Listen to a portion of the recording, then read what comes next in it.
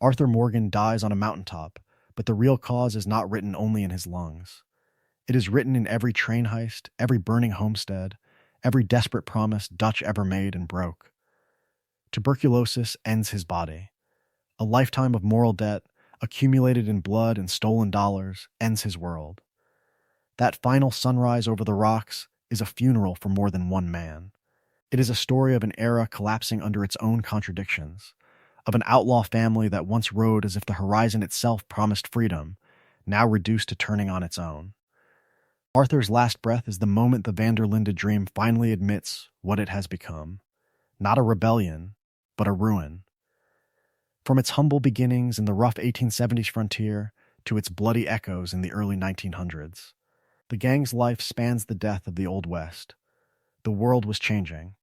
Railroads stitched the plains together, telegraphs carried news faster than any horse, Pinkerton agents brought industrial surveillance to the campfire's edge. The old ways were dying, and with them the illusion that a man with a gun and a philosophy could outrun civilization forever. In the truest sense, the van der Linde gang is the living embodiment of America's own contradictions. Born from idealistic speeches about freedom and fairness, raised on a philosophy that claimed to steal only from the rich and corrupt, it grows into the very predator it once condemned. A family forged in loyalty and shared dreams becomes a classroom in betrayal, paranoia, and self-preservation. At the center of that classroom stands Arthur Morgan, taken in as a teenager after his father's death, molded by Dutch and Hosea from the very beginning. Dutch teaches him that the world is rigged, that an outlaw can be more honest than a banker, that their crimes are a kind of justice. Hosea tempers that with pragmatism and quiet doubt. Arthur becomes the battlefield where those voices collide. Freedom versus civilization, loyalty versus betrayal, ideals versus reality. Every heist, every feud, every corpse left in the dust pushes that inner war closer to its conclusion. When Arthur contracts tuberculosis from beating a desperate debtor at Dutch's command, it is not random tragedy. It is judgment. The disease is the physical scar of the gang's cruelty, the price of turning philosophy into excuse. So why does Arthur have to die on that mountain rather than ride off into some quiet retirement? Because this is not only the end of a man, but the only honest ending for the van der Linde story. This video will trace that story from Dutch and Hosea's first con, through Blackwater, St. Denis, Guarma, Beaver Hollow, all the way to the final bullets and Arthur's last breath. The real mystery is not how he dies. It is why every choice made long before that climb leaves no other fate possible. This is, in the truest sense, the full story of how a gang's every decision carves the path to one man's grave. Not a highlight reel of famous missions, but a complete chronological saga where each choice, each heist, each quiet moment of doubt becomes another step toward Arthur Morgan's final ride. From its humble beginnings, the van der Linde gang presents itself as more than a pack of thieves. It is a philosophy in motion, a family bound by an idealistic dream of freedom from a corrupt civilization. The journey traced here will follow that entire arc. The origin of the gang under Dutch and Hosea, the rise powered by Dutch's silver tongue and Hosea's pragmatism, the slow moral decay as the world was changing, the catastrophic collapse under pressure, and the lingering legacy that bleeds directly into Red Dead Redemption. The structure is simple, but the meaning beneath it is not. The story will move forward in time, camp by camp and job by job, from the early cons of the 1870s to the dying days of the frontier. Yet alongside that linear march, there will be constant returns to the same questions. What does Dutch's code really mean when a debt collection in a muddy field gives Arthur tuberculosis? What does family mean when a campfire speech about loyalty foreshadows the moment Dutch walks away from Arthur on that mountain? Every era of the gang will be examined not just for what happens, but for what it reveals about Arthur's fate. The early robberies against the rich and corrupt, the feud with Colm O'Driscoll, the Blackwater ferry disaster that shatters their invincibility, the Rhodes bloodshed and Jack's kidnapping, the St. Denis bank job that kills Hosea and Lenny, the nightmare of Guarma, the paranoia of Beaver Hollow. Each event will be tied back to the man who rides through all of it, slowly realizing that the old ways were dying, and that Dutch's dream has rotted from the inside. This is also a story of influences and mirrors. Dutch and Hosea shape Arthur's morality from the very beginning, turning a lost soul into the living embodiment of their outlaw philosophy. John Marston grows beside him as a foil, the man who will survive to carry the burden forward. Canon scenes will stand beside implied lore and subtext, showing how Dutch's betrayals, Hosea's warnings, and John's stubborn independence all converge on Arthur's final choice: to die so that John and his family might escape the ruin that consumed him. Even Arthur's illness will be treated as more than misfortune. Tuberculosis, contracted while beating Thomas Downes at Dutch's insistence, becomes a symbolic judgment on the gang's cruelty, the physical mark of a moral debt that cannot be paid in gold or blood. His honor, high or low, may color his last moments, but it cannot change the outcome. The world demands a reckoning. To understand that reckoning, the story must begin before Blackwater, before St. Denis, before Micah ever slithers into camp. It begins with two conmen on a dusty road, each trying to rob the other, and discovering instead the foundation of a family that was destined to destroy itself. The story does not open with a massacre or a hanging. It opens with a misunderstanding. On a lonely road in the 1870s, a single stagecoach rattles through a world that is already closing in. The world of banks and railroads and barbed wire. Two men watch it from opposite sides of the trail, each believing he is the only predator in sight. One is Dutch van der Linde, already rehearsing speeches in his head, already seeing himself as the living embodiment of resistance to a corrupt civilization. The other is Hosea Matthews, a conman in the truest sense, who has survived not by force, but by reading every twitch of a hand and every tremor in a voice.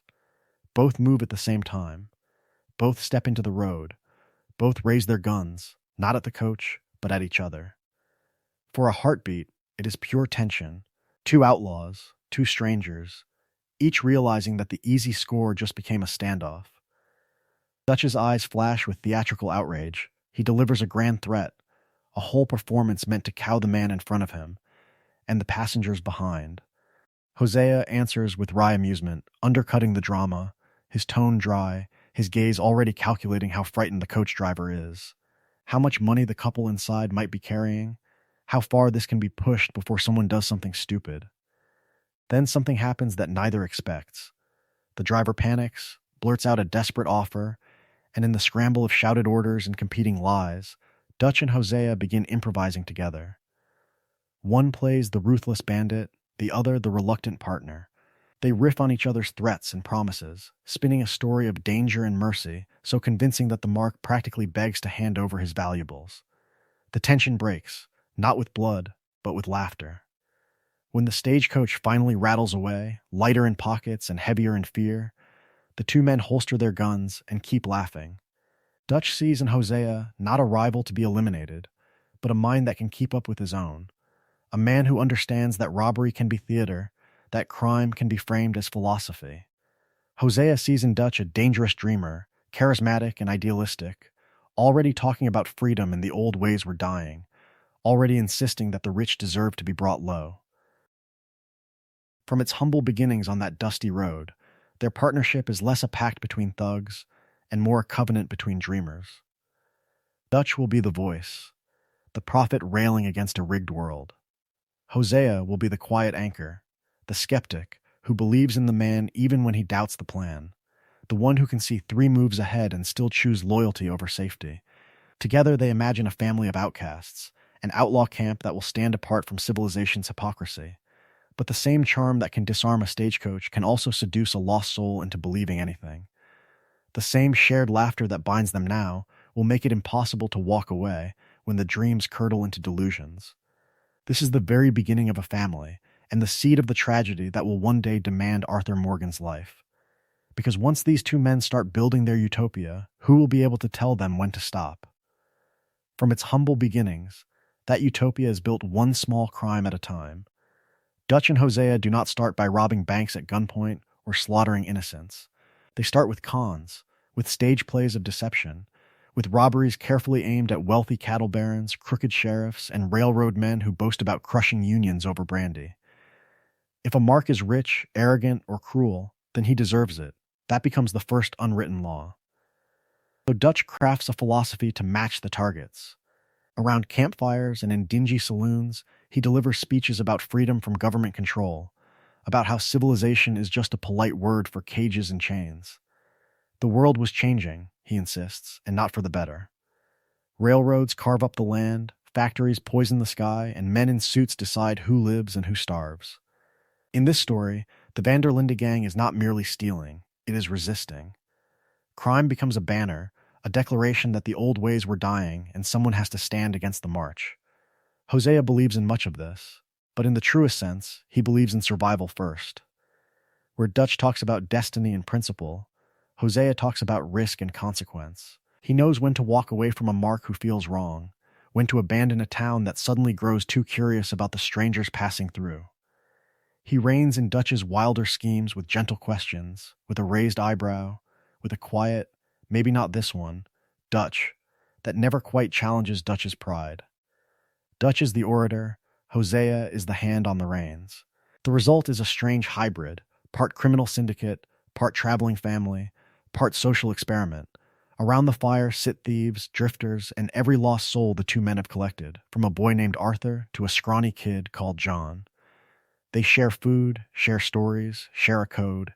Protect women and children. Don't harm the innocent. Take from those who exploit others.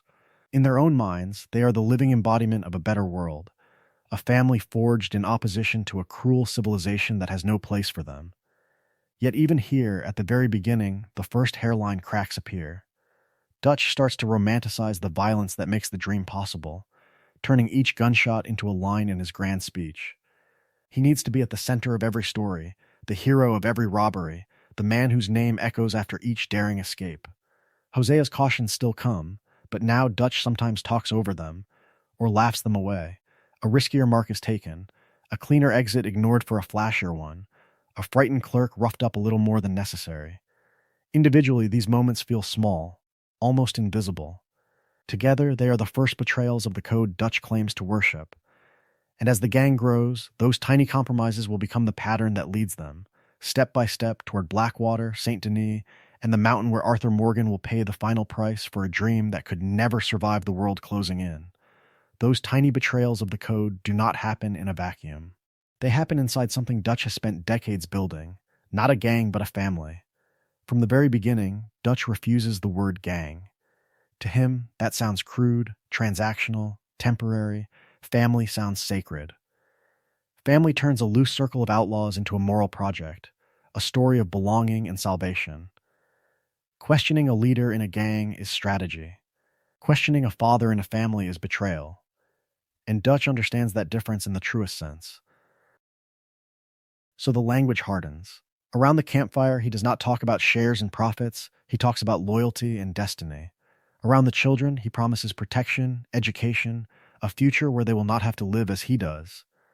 Around men like Bill and Javier, he wraps every order in the language of trust. Who could walk away from that without feeling guilty? Who could say no without feeling that something sacred is being broken? The glue that holds this together is the code. At least on the surface, it is simple, almost noble. They do not hurt women and children. They do not steal from the poor. They only take what they need from those Dutch paints as parasites of civilization, railroads, banks, industrial barons, the corrupt. In its humble beginnings, this philosophy makes the van der Linde camp sound less like a den of thieves and more like a rough-hewn monastery of freedom. For the lost soul with nowhere else to go, that is irresistible.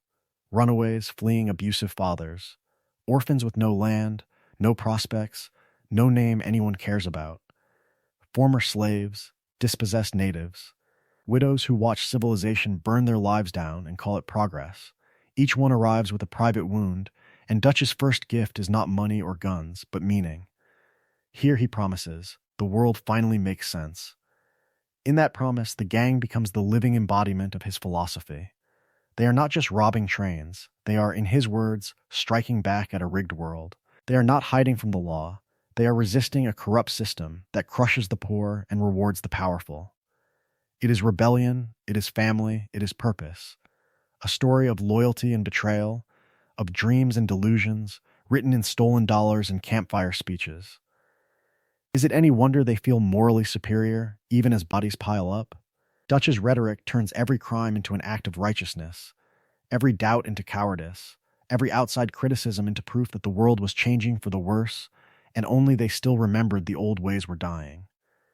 To leave is to abandon the cause. To question is to wound the family. For Arthur Morgan, taken in as a teenager and raised under this banner, those ideas do not feel like choices. They feel like truth. This is home. This is right. And that is what will make it so hard, later, to see that the code he worships has started to rot from within. For Arthur Morgan, that home begins in absence. Before Dutch, before Hosea, there is only a boy growing up in a world that never pretends to care whether he lives or dies. Arthur is born into scarcity and violence. His father, Lyle Morgan, is a petty criminal, drifting from job to job, from saloon to jail cell, dragging his son through the back alleys of a civilization that calls itself lawful while grinding men like them into the dust. Arrests are common, kindness is rare, and the brief moments of comfort come not from stability, but from the temporary thrill of a successful theft. From its humble beginnings, Arthur's life is a story of hunger, fists, and flight. When Lyle is finally arrested and then dies, the lesson is brutal and simple. The world was changing, but not for the better. The state can take a man away and forget him. No one comes to rescue the boy he leaves behind. By 14, Arthur has already learned to steal, to fight, to sleep with one eye open. He is not yet an outlaw in the truest sense. He is just a child who has never known anything else. This is the version of Arthur Dutch and Hosea encounter. Two conmen riding through a harsh landscape, looking for their next score, find a teenager with nothing, no guidance, no future, and see something useful in his desperation. They recognize the raw material, a lost soul with enough hardness to survive and enough emptiness to be filled.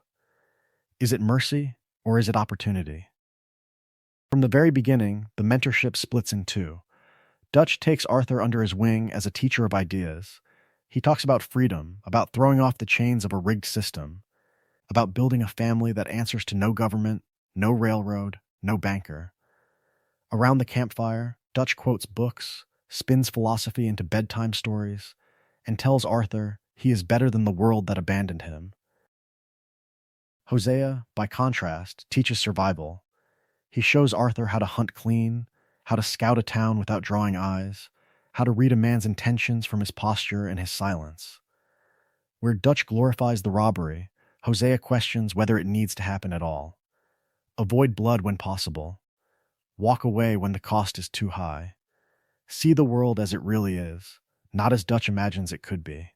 Caught between them, Arthur becomes the living embodiment of their shared dream. Dutch calls him son, and means it. Arthur, starved for structure, builds his entire sense of honor around Dutch's approval.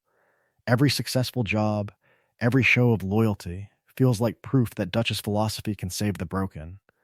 To Dutch, Arthur is not just a proc.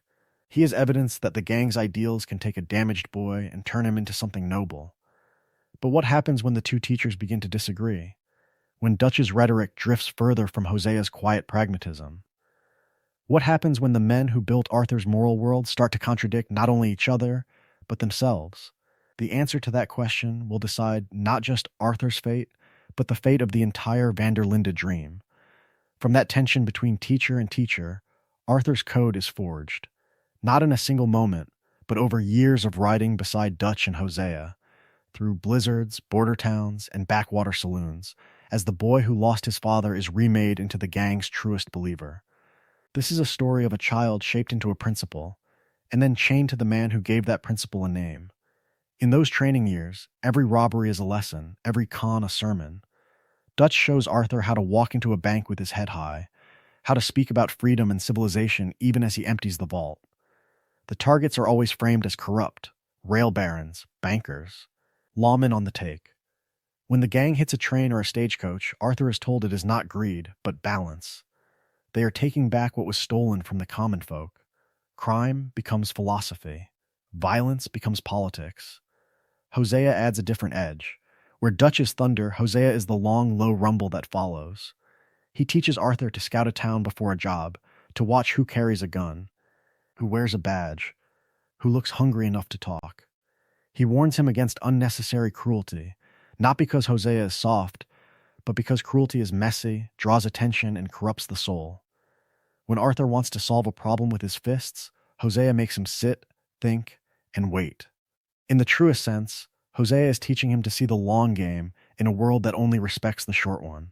Dutch, for his part, rewards that discipline and loyalty with something Arthur has never truly had: trust. The more capable Arthur becomes, the more Dutch leans on him. Dutch asks his opinion in front of the camp, sends him to negotiate with dangerous men, puts him in charge of rescues and reprisals. Over time, Arthur is not just a gun hand. He becomes the living embodiment of the gang's ideals, the one Dutch can point to and say, "See, this works." For a boy taken in from his humble beginnings as a street thief, that validation is intoxicating. Slowly, Arthur begins to narrate his own life in Dutch's language. He is not a thug, he is an outlaw philosopher. Not a criminal, but a man of principle in a world that has none. When he writes in his journal about jobs gone bad or lawmen closing in, he frames it as a struggle between freedom and civilization, between the old ways that are dying and a new order built on money and wires. That self-image, that sense of being noble in the face of a corrupt world, becomes addictive. How could a man who feels righteous ever admit he is simply taking? And so a loop forms. Arthur stays loyal and effective. Dutch praises him as proof that the dream still lives, and every success becomes another argument that Dutch's philosophy is right. Questioning Dutch would mean questioning the very foundation of Arthur's identity, the men who raised him, the family that gave his life meaning. For the boy who became Dutch's finest disciple, betraying that would be worse than death. Which raises a terrible question. What happens when the man who made Arthur's code begins to betray it himself? Arthur's faith sets the stage. But faith is only truly tested when it meets doubt. From the very beginning, Dutch's philosophy rests on the idea that broken boys can be remade into principled outlaws, that a story of pain can be rewritten as a story of freedom. Arthur is the proof Dutch holds up to the world. John Marston is the complication he never planned for. John's past is uglier, harsher, stripped of even the thin comforts Arthur knew. Orphaned young, passed between indifferent relatives and brutal institutions, John grows up learning that every adult who claims to care will eventually raise a hand, demand obedience, or simply disappear. The state's care is beatings and hard labor. Charity is a sermon followed by a locked door. In that world, loyalty becomes a liability, and trust is just another word for weakness. So John runs. He survives through petty theft, odd jobs, sleeping in alleys and barns, drifting along the edges of a civilization that insists boys like him are either criminals or corpses.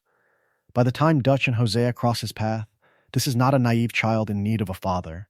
This is a teenager who has already decided that authority is a lie. When Dutch takes John in, he repeats the pattern that worked with Arthur. Another lost soul, another chance to prove that his campfire rhetoric is more than talk. Dutch offers John the same promises: family instead of institutions, purpose instead of chaos, a code instead of random cruelty. In Dutch's eyes, it is almost poetic. From its humble beginnings, his gang now holds not one but two boys he can raise into the living embodiment of his ideals. Arthur embraces that role. He is eager to please, hungry for structure, willing to internalize Dutch's every speech until the gang's philosophy becomes his own heartbeat. Robbing a stagecoach is not just robbery, it is rebellion. Shooting at lawmen is not just survival, it is war against a rigged world. Arthur needs to believe this in the truest sense. John does not. He learns the skills, rides on the jobs, bleeds for the gang, but some part of him keeps standing at a distance, arms crossed, watching. Where Arthur romanticizes, John interrogates. When Dutch frames a train job as noble resistance, John is the one who quietly asks who really pays the price. When a town burns, he notices the terrified faces more than the speech about progress and corruption. At first, Dutch revels in the contrast. Two surrogate sons, two testaments to his genius, the believer and the skeptic, riding under the same banner. To outsiders, it is a story of redemption, of a mad world tamed by one man's vision. Inside the camp, it is more fragile. Because the more Dutch leans on Arthur's unquestioning loyalty, the more John's doubt starts to look less like ingratitude and more like prophecy. That tension never truly goes away. It only waits for the day Dutch's words and actions finally tear apart. And the gang is forced to decide which son saw him clearly all along. Arthur and John grow up under the same banner, but they learn very different lessons from it. From the very beginning, Dutch does not just build a gang, he builds a hierarchy of sons. Arthur is the first, the dutiful heir. the living embodiment of Dutch's philosophy. John is the latecomer, the stray who arrives with his own questions already burning. At first, Arthur sees John as a kid brother in need of toughening. He teaches him to ride harder, shoot straighter, rob cleaner. But beneath that rough mentorship, there is a quieter tension. Dutch's eye lingers on John's natural daring, his charm, the way he throws himself into danger without hesitation. In a world where approval is the closest thing to love, that attention feels like competition. This is a story of family and rivalry, of loyalty and the fear of being replaced. Dutch encourages it, even if he never admits it. When John pulls off a risky robbery or talks his way out of a noose, Dutch laughs, claps him on the back, calls him the future. When Arthur does the same, Dutch nods with expectation, as if that is simply Arthur's job. The old ways were dying outside the camp, but inside it, Dutch keeps an older, crueler rule alive. Affection is a reward, and it can be taken away. John's skepticism begins as a small thing, almost a joke. He rolls his eyes at Dutch's grand speeches, mutters that talk does not fill bellies, asks where all this promised freedom actually leads. For Arthur, who has built his entire identity on those same words, that doubt sounds like betrayal. How can Dutch be questioned when his philosophy rescued them from a world that never cared whether they lived or died? So Arthur defends him, again and again. When John points to the bodies left behind at Coulter, at Valentine, at Rhodes, Arthur insists Dutch always has a plan, that the blood is temporary, that civilization is the real enemy. John, watching the graves multiply, starts to wonder, if this is rebellion, why does it look so much like slaughter?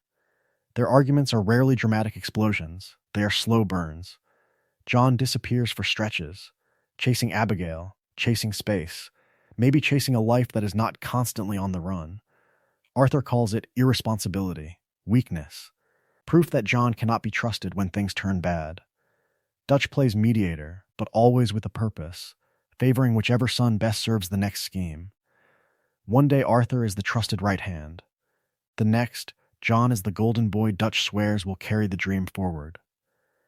Here, the pattern interrupts itself. The gang does not just have one future. It has two. Arthur is the man who will cling to the dream until it kills him, the loyal outlaw who cannot imagine a world beyond Dutch's shadow. John is the one who will try to escape it, to carve out a quiet life on a ranch if he can survive the fallout. Which vision wins? The answer will decide not only who lives, but what the Van der Linde gang truly was in the truest sense, a family worth dying for, or a delusion no one was meant to survive. But before that choice between ranch and grave, between escape and annihilation, the Van der Linde gang has to become something bigger than four men on the road. It has to become a world, a moving, breathing village that can convince every lost soul inside it that this is home, this is destiny, this is family in the truest sense. From its humble beginnings, as Dutch and Hosea running small cons, the camp grows one wounded recruit at a time. Bill Williamson comes first among the heavy guns, a former soldier spat out by the army and branded a failure.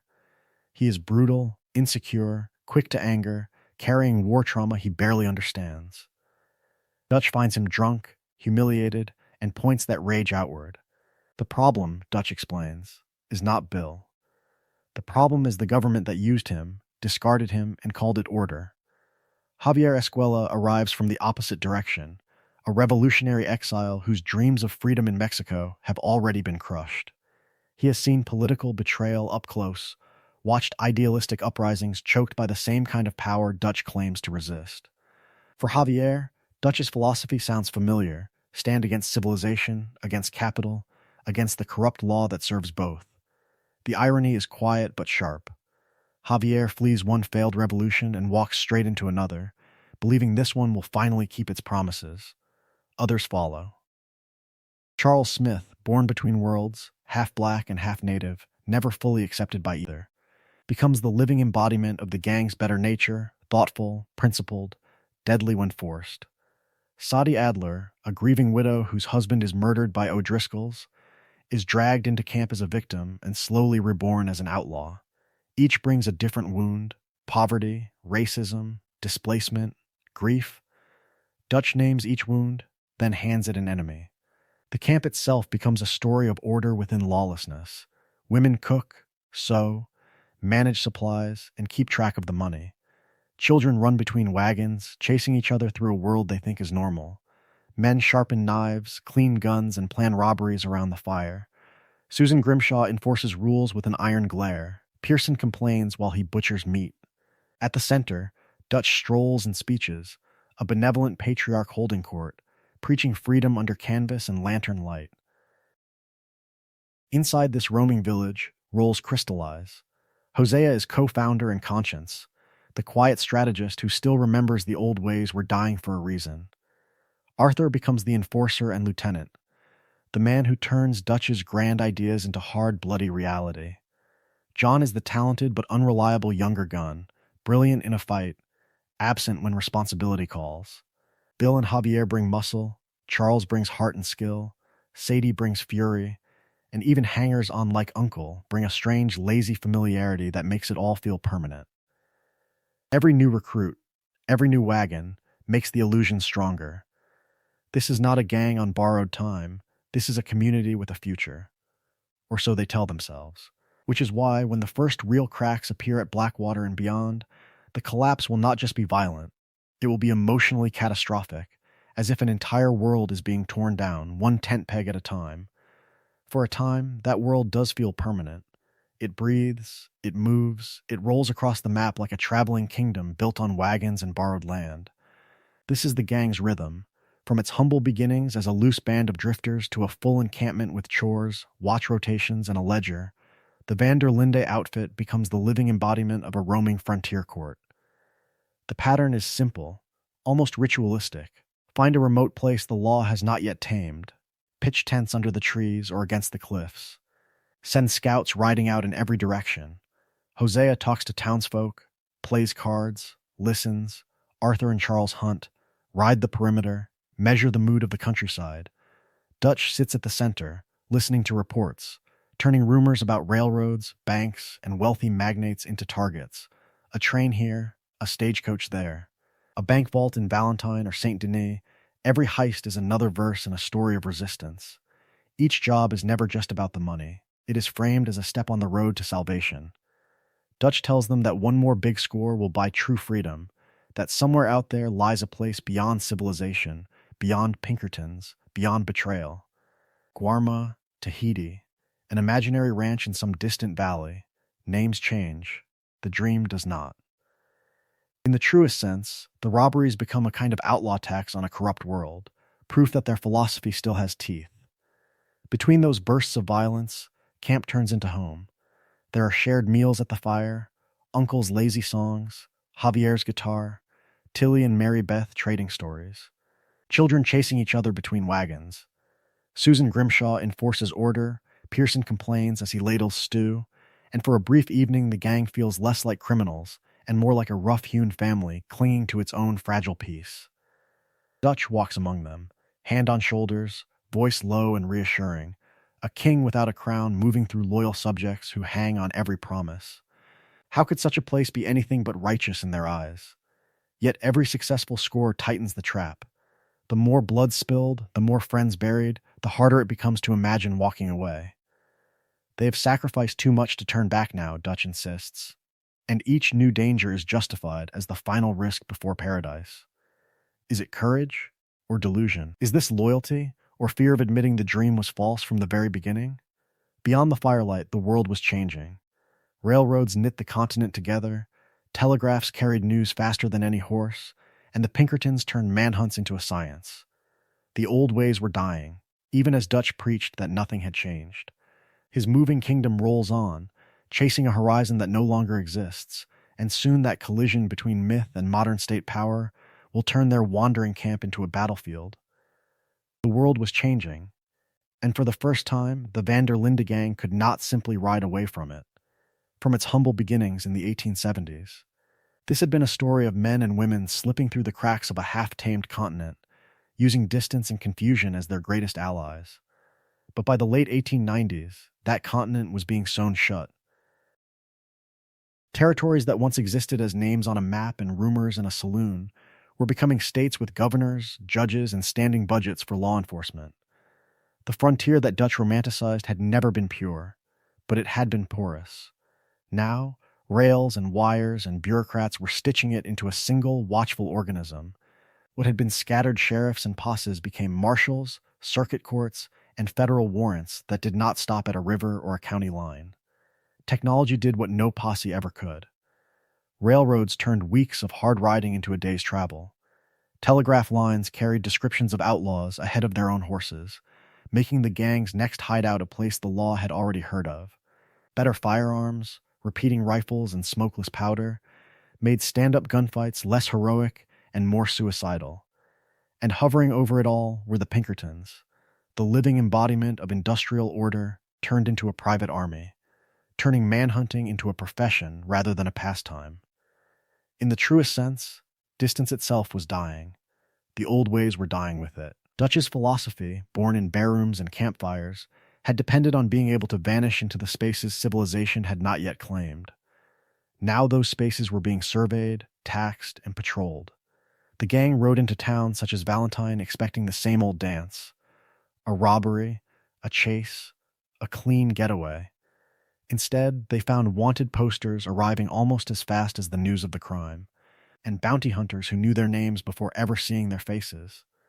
St. Denis drove the point in even deeper. Its factories, streetcars, and electric lights were a vision of the century to come, and an omen that the gang's dreams were already obsolete. Arthur noticed the way the city swallowed them, turning legendary outlaws into confused strangers on crowded sidewalks. Jobs that once felt daring now felt desperate. Law responses grew faster, more coordinated, less human. Was this still rebellion, or just a slow-motion suicide? Dutch refused the question. He preached freedom and the old ways, but he would not adapt. In his mind, sheer will, charm, and cleverness could still outfox an entire system wired together by steel and capital. Each new setback only made him double down, his idealistic rhetoric drifting further from the reality Arthur rode through every day. The mismatch grew unbearable. Tricks that had once worked for decades now failed in hours. Every camp move felt less like a fresh start and more like running out of road. And then came Blackwater, the first time the modern world did not just chase the gang, but cornered it on a single, deadly stage. What exactly happened on that ferry would become a whispered legend, but its consequences would be impossible to outrun. Blackwater is the ghost that haunts the entire story, the invisible crime scene everyone walks through, but never quite describes. The game opens in the snow, but the real blizzard already happened on that ferry. In the dark water and gun smoke off a booming town that promised freedom and delivered catastrophe. From its humble beginnings, the Van der Linde gang had always chased the idea of one perfect score, one job that would let them walk away from civilization's tightening noose. Blackwater was Dutch's declaration that the dream had finally arrived, a ferry loaded with cash, bonds, and payroll. A modern town, rich and arrogant, sitting on the edge of a lake. Dutch told them this was the one that would set the family free, the culmination of his philosophy in the truest sense: rob the corrupt world, buy a new one somewhere the law could never reach. But the world was changing, and Blackwater proved it. The Pinkertons were not stumbling posses in dusty hats. They were organized, informed, already waiting. Something leaked, or someone talked. The ferry became a trap. Gunfire erupted, civilians screamed, and the clean, almost romantic image of a surgical robbery dissolved into chaos. Men died on both sides. Gang members fell in the confusion. And in the middle of it, Dutch did something that broke more than the plan. Pressed, cornered, desperate to escape, he shot an unarmed woman on the dock. Not a rich industrialist, not a railroad baron, but a civilian begging for her life. For years, Dutch had preached that they were different, that they were not butchers, that their outlaw code separated them from the monsters of civilization. In that instant, the code cracked. The living embodiment of his own ideals pulled the trigger, and nothing noble came out of the barrel. The aftermath defines the very beginning of Red Dead Redemption 2. The gang flees into the mountains, half-starved, half-frozen, money gone to the bottom of the lake, or locked in a Blackwater vault they can no longer reach. Trust is shaken, tempers are short, and Dutch's response is not remorse but escalation. One more job will fix this. One more haul will replace what was lost. One more miracle will prove he was right all along. How many times can one more be promised before it becomes a curse? Arthur's perspective is forged in that fracture. He remains loyal, riding into the snow with Dutch and Hosea, doing what must be done to keep the family alive. Yet Blackwater plants the first deep, unspoken doubt. Dutch had misjudged the risk. Dutch had misread the enemy. Dutch had killed an innocent woman and then wrapped the act in rhetoric about survival and destiny.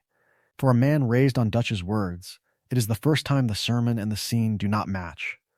Blackwater is the hinge where the old ways were dying, and Dutch refused to admit it.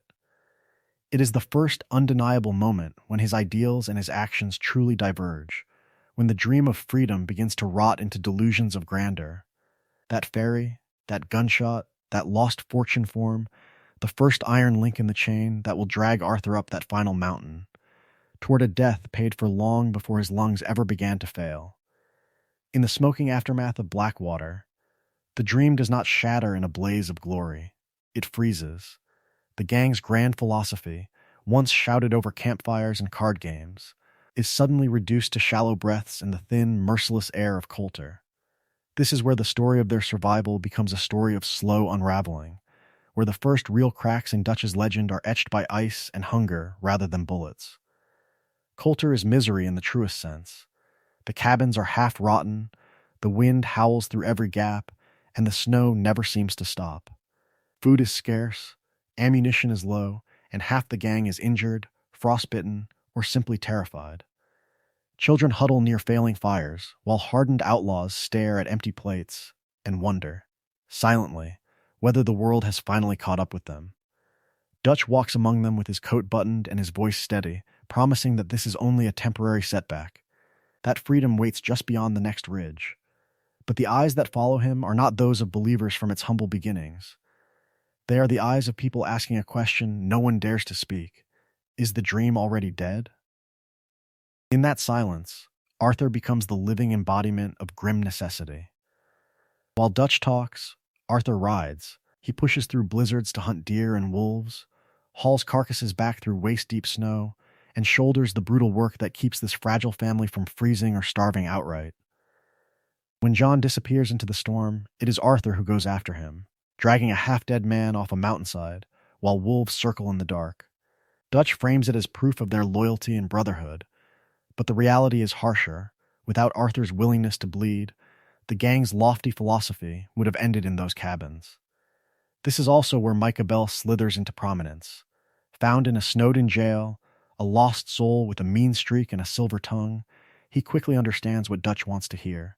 Where Hosea questions, Micah flatters. Where Hosea urges caution, Micah urges violence.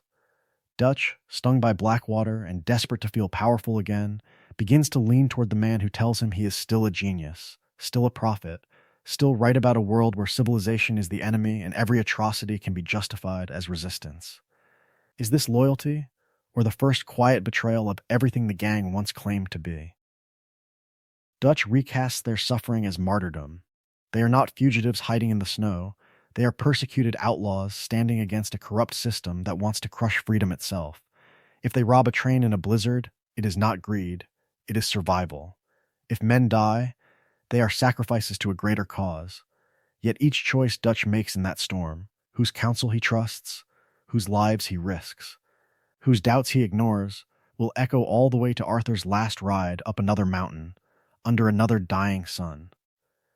The path to that final breath begins here, in the snow, with the leader who cannot admit the old ways were dying, and the follower who keeps everyone alive long enough to pay the full price. Out of that blizzard, as Dutch clings to a fading dream and Arthur hauls the gang through the snow, something else slithers into the story. Not the cold, not the Pinkertons, but a man who seems born from the very rot Dutch refuses to see. Micah Bell arrives in the gang's darkest hour, and in the truest sense, he is the wrong man at the perfect time. From the very beginning, Micah is a different breed of outlaw than the men Dutch and Hosea once gathered around the fire. He is sadistic, opportunistic, utterly self-serving. Where Dutch used to speak about freedom and philosophy, about striking back at a corrupt civilization, Micah speaks in the language of blood and spectacle. He enjoys the chaos. He is the living embodiment of what happens when violence is no longer a means to an end, but the entire point. Micah has no interest in the gang's idealistic veneer. There is no Robin Hood rhetoric, no talk of family beyond what can be exploited. He mocks weakness, scoffs at restraint, and treats every town, every stranger, as prey. In a world where the old ways were dying and the gang is being squeezed from all sides, he understands something Dutch refuses to admit. The code is fragile, and it can be twisted. Who better to twist it than a man with no real beliefs at all? Where Hosea once played the role of conscience, Micah steps in as tempter. Hosea urges caution, minimal bloodshed, plans that leave innocents breathing and the law confused. Rob the rich, disappear, live to fight another day. Micah pushes the opposite, bold, bloody statements that send a message. Burn the town, hang the enemy from a tree, leave bodies as calling cards. For Hosea, a clean escape is success. For Micah, it is a wasted opportunity to terrify. Dutch, reeling from Blackwater and desperate to feel powerful again, is painfully vulnerable to this new voice. Micah flatters him relentlessly, feeding the wounded ego that once fed on applause and admiration. Dutch is not just a leader, Micah insists. He is a visionary, a prophet, the only man with the courage to do what must be done. Why listen to Hosea's doubts when Micah offers certainty? Why scale back when escalation feels so much more like destiny? Arthur senses the danger almost immediately. To him, Micah is not a brother, but a vulture circling the campfire, a lost soul without any of the family's values. Arthur sees the needless cruelty, the reckless bravado, the way Micah always seems to whisper in Dutch's ear right after something goes wrong. Yet when Arthur voices his distrust, Dutch brushes it aside. Micah is simply tough, necessary, a hard man for hard times. And so a slow replacement begins, Hosea's caution for Micah's carnage, Arthur's grounded loyalty for Micah's poisonous devotion. Micah becomes the mirror in which Dutch sees his worst impulses reflected and praised, rather than challenged. How far will Dutch go once that mirror is all he looks into? The answer will turn every promise Arthur ever believed in into a weapon aimed at his own heart. Micah may be the mirror Dutch chooses, but that reflection does not appear all at once. The gang does not plunge straight from idealistic rhetoric into open barbarity. It drifts. It smiles. It pretends. And nowhere is that pretense more convincing than at Horseshoe Overlook, in the rolling hills above Valentine. After the frozen desperation of Coulter, Horseshoe feels almost generous. Tents are spaced out under tall trees, there's a view of the river, and for a moment the Van der Linde gang resembles a functioning community rather than fugitives clinging to a dying dream. Men chop wood, women hang laundry, children play in the dirt.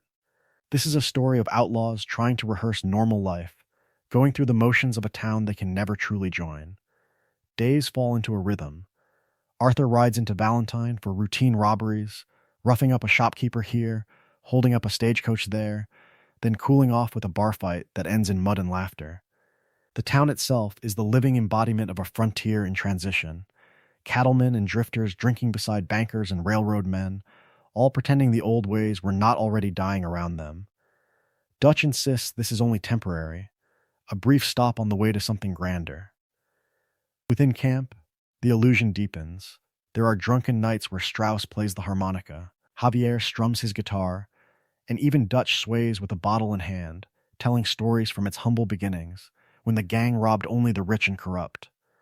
Poker games drag on until dawn, with Bill losing money he never really had, and Tilly laughing as she rakes in the pot. Small acts of kindness appear everywhere, Pearson saving a cut of meat for Jack, Charles fixing a horse's leg instead of putting it down, Arthur quietly slipping food to those who missed dinner. In these moments, the gang feels, in the truest sense, like a family. A strange, dangerous family, but a family all the same. Arthur, who was raised in this philosophy of freedom and mutual loyalty, can almost believe they are still who they claim to be. Yet even as he jokes with Sean or shares coffee with Hosea at dawn, something nags at him. Why are the jobs growing riskier when Dutch keeps promising safety?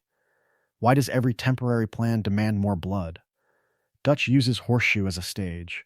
He delivers rousing speeches about resilience and destiny, about how the world was changing and civilization was closing in, but insists that one last score will buy their freedom. He never truly addresses Blackwater, never dissects the arrogance and chaos that led to that disaster. The structural rot remains untouched beneath the polished words. Arthur hears the speeches and believes, because not believing would mean admitting his entire life rests on a lie. Yet the cracks widen each time Dutch pushes harder, each time Micah whispers for more aggression, while Hosea counsels restraint. The gang's jobs shift from targeted strikes on the powerful to anyone who happens to be vulnerable. And then comes the first serious moral compromise that will cost Arthur far more than money. A sick farmer named Thomas Downs, a terrified family, and a debt that should never have been collected. In that muddy yard outside Valentine, the illusion of normalcy finally draws blood that cannot be washed away. Thomas Downs enters the story not as an enemy, but as a warning. A poor farmer on the edge of Valentine, coughing in his fields, struggling to keep a roof over his family's head in a world that has no patience for weakness. On paper, his crime is simple. He borrowed money from Leopold Strauss, the gang's bookkeeper and quiet predator. In reality, his debt is the living embodiment of how far Dutch's philosophy has already fallen. From its humble beginnings, the Van der Linde gang claimed to rob the rich and powerful, to strike back at a civilization built on exploitation. Yet by 1899, Dutch has allowed Strauss's loan sharking to become a necessary evil, a steady trickle of cash to keep the camp fed and the dream of freedom alive. The old ways were dying, Dutch insists, and this is just survival. That is the justification. That is the delusion. When Arthur rides to the Downs farm, there is hesitation. He sees the sagging fence, the thin horse, the fear in Edith Downs's eyes, and the trembling defiance in young Archie's stance. This is not a railroad tycoon or a corrupt banker. This is a family one bad harvest away from ruin. Arthur's instincts, shaped from the very beginning by Hosea's caution and Dutch's rhetoric, tell him this is beneath them. But his loyalty, his sense of duty to the outlaw family that raised him, overrules that quiet doubt. What choice does he think he has? The camp needs money. Strauss keeps the books. Dutch looks the other way. So Arthur does the job. The confrontation itself is ugly in the truest sense. Thomas Downs, already sick, already coughing blood into his handkerchief, pleads that he will pay when he can. Arthur, under pressure, pushes harder, shoving him into the mud, grabbing his collar, demanding money that is not there. Each blow is not just physical, it is a strike against the gang's original code. Then Thomas coughs, blood spraying across Arthur's face. The moment passes quickly. No one remarks on it. The debt is collected. The scene ends. But something has entered Arthur's body that day, and something has entered the story. This is the precise point where the gang's Robin Hood myth collapses. No more romantic image of outlaws striking back at a corrupt world. This is a strong man beating a dying farmer for pocket change. Dutch's grand philosophy shrinks down to a man sanctioning the exploitation of the poor, so long as it keeps his dream afloat a little longer. Arthur's tuberculosis is not random tragedy. It is judgment. It is the moral infection of the gang made literal, an invisible clock that starts ticking the moment he obeys a corrupt order. From that muddy yard outside Valentine, every robbery, every betrayal, every desperate plan will now unfold under a death sentence that Dutch himself set in motion. And as Arthur's body weakens, the gap between Dutch's words and his actions will only grow wider until even his most loyal disciple can no longer pretend not to see it. That widening gap carries the gang into the one place that exposes Dutch more brutally than any Pinkerton ever could. Saint Denis. The world was changing, and this city is the living embodiment of that change, a story of progress and decay, of freedom promised and control enforced. From the very beginning, Saint Denis feels like another planet compared to Coulter's blizzards or Valentine's muddy streets.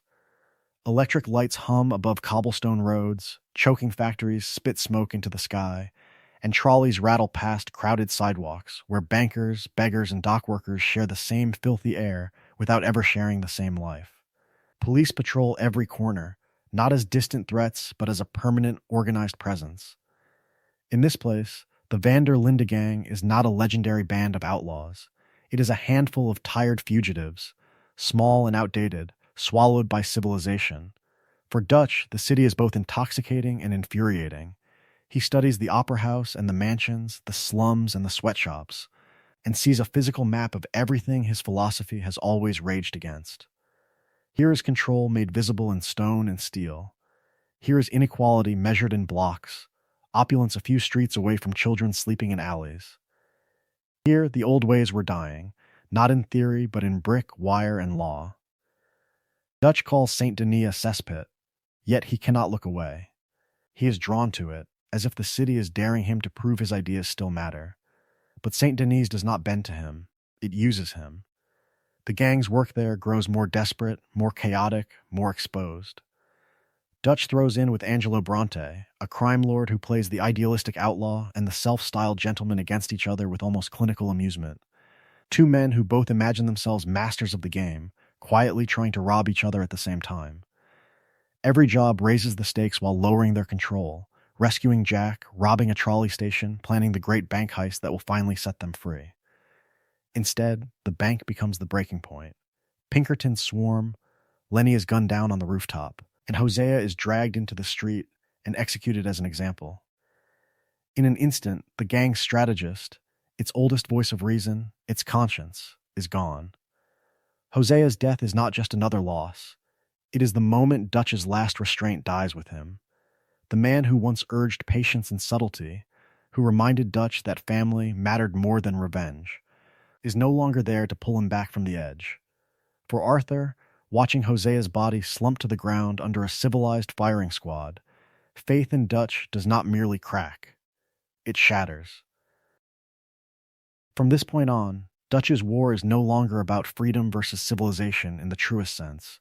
It is about pride versus truth, about a leader who would rather burn the world than admit his dream has failed. And the next time Dutch needs a plan, he will choose one so reckless, so utterly blind to consequence, that even his most loyal followers will begin to wonder what they are really dying for. Dutch's pride needs a new battlefield, and Saint Denis provides one. If the frontier was a fading stage for outlaws, this city is the living embodiment of the new order. Electric lights, steamships, bankers, politicians, and in the shadows of all that civilization, Angelo Bronte. Bronte is not an outlaw in the old sense. He is a crime lord who has already adapted, operating within and alongside the system rather than in open defiance of it. He owns police, judges, and city officials, trading favors instead of gunfire, laundering brutality through manners and expensive suits. In a story of the old ways were dying, he is proof that the world was changing faster than Dutch's philosophy could keep up. From the very beginning, Dutch understands that he needs Bronte. After the Rhodes disaster and Jack's kidnapping, Dutch swallows his pride and walks into Bronte's mansion as a supplicant, not a conqueror. To the gang, he frames it as strategy, as a necessary alliance that will lead to a big score and safety, another clever step in a grand design. To Arthur, it is the first time Dutch has to bow to a man who plays king inside the walls of civilization. The meeting is almost comical in its irony. Two men who built their reputations robbing others, now politely circling each other over cigars and wine. But Bronte holds all the cards. He dangles Jack's location, trades information for muscle, and makes it clear with every word that Dutch is no longer the smartest man in the room. Dutch is reduced to an errand boy, sent to rough up grave robbers and clear out problems that Bronte is too refined to dirty his own hands with. Each favor is a small humiliation. Each smile from Bront is a reminder that Dutch's dream of freedom has been reduced to doing chores for a man who learned to thrive inside the very system Dutch claims to hate. Arthur watches as Dutch forces himself to laugh, to drink, to pretend this is partnership rather than subservience. How long can a man built on pride endure that? The answer comes brutally. When Dutch finally turns on Bronte, kidnapping him from his own party, dragging him through the swamps, and drowning him after a savage beating, it is not about strategy at all. It is vengeance. It is wounded ego. It is Dutch proving, to himself more than anyone, that he can still kill a king. The murder shocks even hardened gang members. Bronte is unarmed, bound, begging, and Dutch mocks him as the water fills his lungs. In that moment, the principled outlaw who once spoke of sparing women and children, of only robbing those who deserved it, vanishes. What remains is a vindictive killer. From its humble beginnings, the gang claimed to stand for freedom against civilization. Now Dutch murders a man not because he must, but because he cannot bear being made small. Arthur sees it. He sees a leader willing to risk everything for a petty, pointless cruelty, and the first clear outline of the monster Dutch is becoming.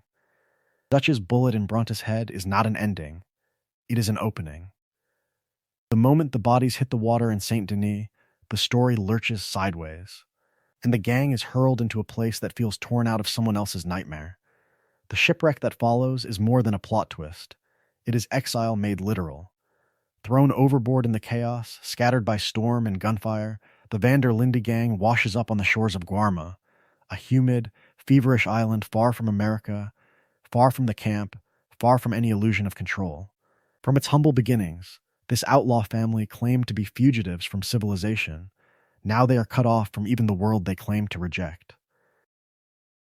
On Guarma, the romance dies quickly. There are no train tracks to blow, no stagecoaches to rob, no Pinkertons to blame. There is only a brutal sugar plantation, a local rebellion, and a language Dutch barely understands. In the very beginning, his philosophy had been about freedom and dignity. Here, he trades slogans for gunfire, making alliances with rebels and tyrants on the same breath, promising everything while understanding almost nothing. His behavior turns erratic, almost fevered. He throws the gang into a war that is not theirs, deciding who lives and who dies on a whim, sacrificing locals as expendable pieces in a game he cannot read. Javier and Bill are pushed into suicidal assaults. Even the terrified workers, whose chains mirror the gang's own loss of freedom, become props in Dutch's story of betrayal and revenge.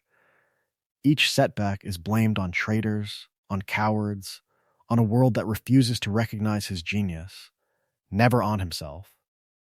Arthur staggers through this nightmare with lungs already beginning to fail, the first signs of the illness that will claim him hidden beneath sweat and exhaustion. The island's heat presses on his chest, and so does the weight of what he is seeing. Every atrocity Dutch orders is justified as necessary, as temporary as the price of getting home. But home to what? To whom? With Hosea gone and the gang splintering, Dutch's words sound less like a code and more like delusions shouted into the jungle.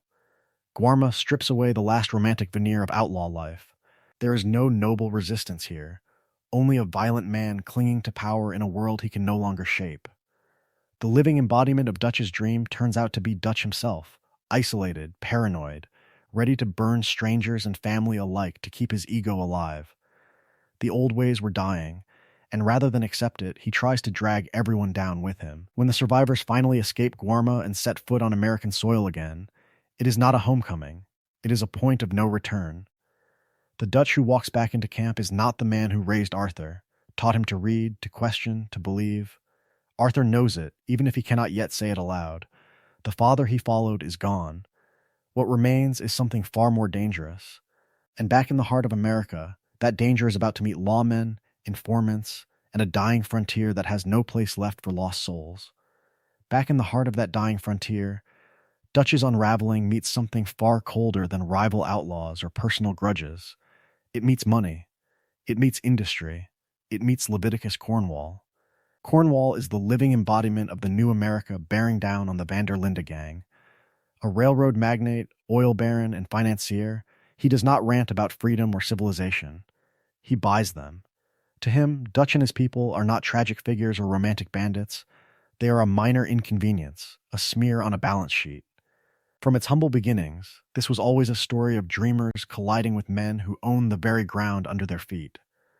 Dutch targets Cornwall's trains and investments because they are symbols of everything he claims to hate: monopolies, exploitation, the grinding machine of progress.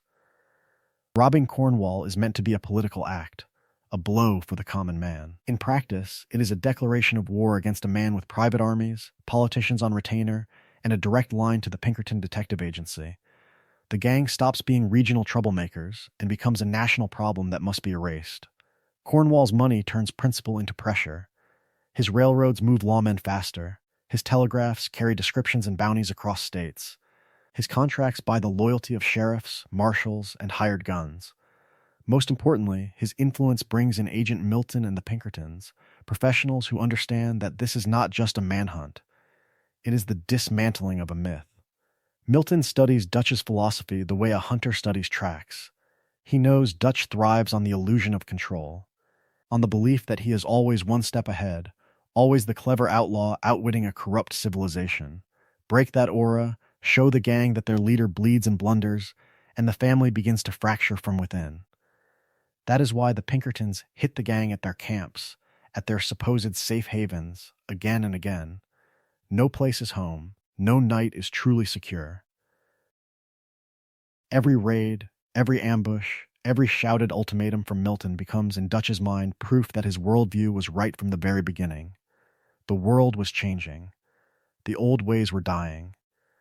The system is out to crush them, to crush anyone who dares to live free. He refuses to see how his own recklessness, Blackwater, Cornwall, St. Denis, has painted a target so large even a blind lawman could find it. So the spiral tightens. Each new job is framed as the last big score, the final push to freedom, the escape from Cornwall, from the Pinkertons, from the closing jaws of civilization. Yet every explosion, every dead guard, every desperate escape only feeds Cornwall's fury and justifies Milton's relentless pursuit. The more the gang fights for its dreams, the more those dreams become delusions. Arthur feels the walls closing in. He sees the wanted posters, hears the rumors, watches the fear in the camp. He begins to understand that there may be no route out that does not run red, but the next choice Dutch makes will prove just how far that blood is willing to flow. Dutch's next choice is not a new plan at all. It is the same speech, the same promise, poured over a world that no longer fits it. From its humble beginnings, the Van der Linde gang had been sold a vision: protect the weak, strike at the rich, never hurt those who have nothing. That was the story that turned thieves into believers and outlaws into a family. In the very beginning, Dutch's campfire sermons had a rough nobility. He spoke of freedom from civilization's chains, of taking from the robber barons and railroad men who bled the poor dry. Robbing a train meant Cornwall's money. Robbing a stagecoach meant some banker's strongbox.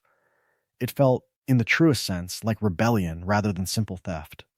Arthur listened, a young lost soul, and heard a philosophy that made his violence mean something. But as the noose tightens after Blackwater, that philosophy begins to warp. The gang robs a poor farmer on the way to Valentine. They squeeze debtors for Strauss, including Thomas Downs, coughing blood into Arthur's face. They threaten small-town merchants, hijack wagons that clearly do not belong to robber barons. Dutch still talks about the rich and corrupt, yet the guns are pointed at anyone unlucky enough to cross their path. The gap between the speeches and the bodies on the ground grows wider with every job. Dutch's language does not evolve with the reality. It calcifies. One more score. I have a plan. We just need faith. The words repeat in Coulter, at Horseshoe Overlook, in St. Denis, on Guarma, at Beaver Hollow. Each time the camp is poorer, hungrier, more hunted. Each time the casualties are higher. What began as rallying cries become ritual incantations, spoken not to describe the world, but to deny that the world was changing at all. Arthur hears it. At first, those phrases had lifted him, given shape to his own dreams of freedom and purpose. But after Hosea and Lenny die in St. Denis, after Cornwall falls and the Pinkertons only grow bolder, the pattern is impossible to ignore. Every last job leads to another grave, another move, another desperate promise that this time will be different. Is it a plan, or just a habit Dutch can no longer break? The betrayal is not only in who the gang robs, but in who Dutch is willing to abandon. He leaves John behind on the mountain after the train robbery, dismisses Abigail's pleas as hysterics, and waves away Arthur's warnings about Micah as jealousy. He calls himself a father, the living embodiment of loyalty, even as he sacrifices his own children to keep his authority intact. A father who walks away from his wounded son in the snow tells the truth more clearly than any speech. By Beaver Hollow, Dutch's code is no longer a code at all. It is a mask. A story of loyalty and freedom used to keep frightened people in line, to keep Arthur hoping that the man who raised him still exists somewhere beneath the delusions. The old ways were dying, and Dutch chose not to change with them, but to weaponize the past. The next time he says one more score, it will not be about saving the gang. It will be about saving himself. Dutch's code has become a mask, and behind that mask, something far more dangerous is taking shape. The tragedy is that the one man who might have pulled it off his face, the one man who knew Dutch from the very beginning, is already fading into the background. Hosea Matthews has always been the quiet half of this partnership, the living embodiment of the gang's better angels. Where Dutch speaks in speeches, Hosea speaks in questions. As the camps move from Coulter to Horseshoe Overlook to Clemens Point, his advice shifts in a telling way. Smaller scores, less blood, more caution. He starts talking about retirement cabins, about fishing, about finding a corner of the world where civilization will not notice a few aging outlaws. In the truest sense, he is trying to land the plane while Dutch is still insisting it can fly through a storm. The more desperate Dutch becomes, the less he wants to hear it. Hosea warns against the Braithwaite and Gray feud, sees through Angelo Bronte's charming veneer, and is openly uneasy with Micah's appetite for chaos. Dutch hears every warning as a lack of faith. Caution becomes cowardice. Doubt becomes betrayal. At Shady Bell and then Beaver Hollow, Dutch stops bringing Hosea into the inner circle of planning, while Micah slithers closer, promising bold moves and easy money. The old ways were dying, and Dutch chooses not the man who helped create his philosophy, but the man who flatters his delusions. For Arthur, this shift cuts deep. Hosea is not just Dutch's partner, he is a second father, a counterweight. Dutch teaches Arthur to dream, Hosea teaches him to see. Dutch fills his head with grand ideas about freedom and family. Hosea quietly asks whether the gang is still living up to those ideas. Around the campfire, Hosea nudges Arthur to read, to think for himself, to imagine a life beyond robbing trains for a man chasing ghosts. Without Hosea, Arthur would be only a gun. With Hosea, he becomes a conscience in conflict. That is what makes St. Denis such a brutal turning point. The bank job is already madness, a high-profile robbery in the heart of a modern city, under the eyes of Pinkertons and politicians. Hosea argues for restraint, for patience, for one last clean exit. Dutch overrules him. When Milton's men drag Hosea onto the street and gun him down as an example, it is not just a tactical disaster. It is the execution of the gang's conscience in broad daylight. From that moment on, something essential is gone. There is no one left inside Dutch's circle who can challenge the story he tells about himself. Lenny dies on the rooftops, Charles and Sadie are scattered, and John is branded a traitor. Arthur finds himself alone, caught between Dutch's unraveling madness and Micah's naked cruelty. With Hosea's voice silenced, Arthur can no longer borrow anyone else's morality. He is forced to decide, in a world that no longer believes its own myths, what he actually stands for now. Arthur's isolation after St. Denis is not just physical, it is spiritual. For the first time since his teens, the man who had been the living embodiment of Dutch's will is forced to sit with his own thoughts, without Hosea to soften them or Lenny to laugh them away. That silence is where the first real cracks appear. The Downs debt is the wound that never stops throbbing. Dutch insists they lean on Thomas Downs, a sickly rancher already drowning in poverty, because a debt is a debt. Arthur goes, grumbling but obedient, and in that muddy yard the gang's grand philosophy collapses into something uglier. There is no rich tyrant here, no corrupt railroad baron, only a coughing man, his terrified wife, and a boy watching an outlaw beat his father into the ground. When Downs's blood hits Arthur's face, it is more than infection. It is a kind of judgment. From its humble beginnings, the Van der Linde gang told itself a story of robbing the powerful and sparing the innocent. Yet in Rhodes and Clemens Point, civilians start dying in crossfire, in botched ambushes, in Dutch's increasingly theatrical gestures of defiance. A trolley crashes through St. Denis streets, lawmen and bystanders fall, and Dutch waves it away as necessary collateral in a war against civilization. Arthur does not argue out loud, but he looks. He lingers on the bodies. He writes. Those journal entries become the truest sense of his conscience. In them, he sketches Dutch not as a prophet, but as a man who don't listen so much no more. He wonders if they have lost the plot, if the dreams of freedom and family have curdled into delusions and habit. Quiet talks with Charles and Mary Beth deepen that unease. Charles speaks of finding a place to live in peace, away from Dutch's crusade. Mary Beth asks if Arthur ever thinks about a different life, one where he is not just the gun that ends every argument. He shrugs in person. On the page, he admits he does. John's skepticism, once an irritant, starts to sound less like cowardice and more like prophecy. This is the same John who walked away from the gang for a year, the same John Arthur dismissed as ungrateful. But when Dutch leaves John in Sisika, when each new plan seems less about survival and more about proving Dutch cannot be beaten, Arthur begins to hear an echo. Maybe John was right to doubt. He clings to loyalty because doubting Dutch means doubting his entire life. Yet the world was changing. The old ways were dying, and Dutch's answers shrink with each failure. What happens when a man built on obedience can no longer believe the orders he follows? The cough that started in that muddy yard is getting worse. Soon, a doctor in Saint Denis will give it a name, and those hairline fractures in Arthur's faith will split wide open. The name the doctor gives that cough is not just a diagnosis. In the truest sense, it is a verdict. Arthur staggers through the streets of Saint Denis, vision swimming, sound muffled under the roar of the city, until his body finally refuses to carry him any further. He collapses in the mud, the same way so many nameless workers fall in that industrial maze, and wakes under harsh gaslight in a cramped examination room. The doctor listens, frowns, presses at Arthur's ribs. Then comes the sentence: tuberculosis. In that time, in that place, it might as well be a noose. There is no cure, no hopeful regimen, no promise of recovery. The doctor does not dress it up. He tells Arthur to rest, to avoid exertion, to accept that the disease will only get worse. For a man whose life has been built on the saddle, on gunsmoke and endless motion, this is not advice. It is an execution date. The outlaw who once felt invincible is suddenly confronted with a simple, brutal truth. His story now has an ending, and it is coming fast. Then the pattern interrupts. This is not some random misfortune, not a stray bullet from a chaotic world.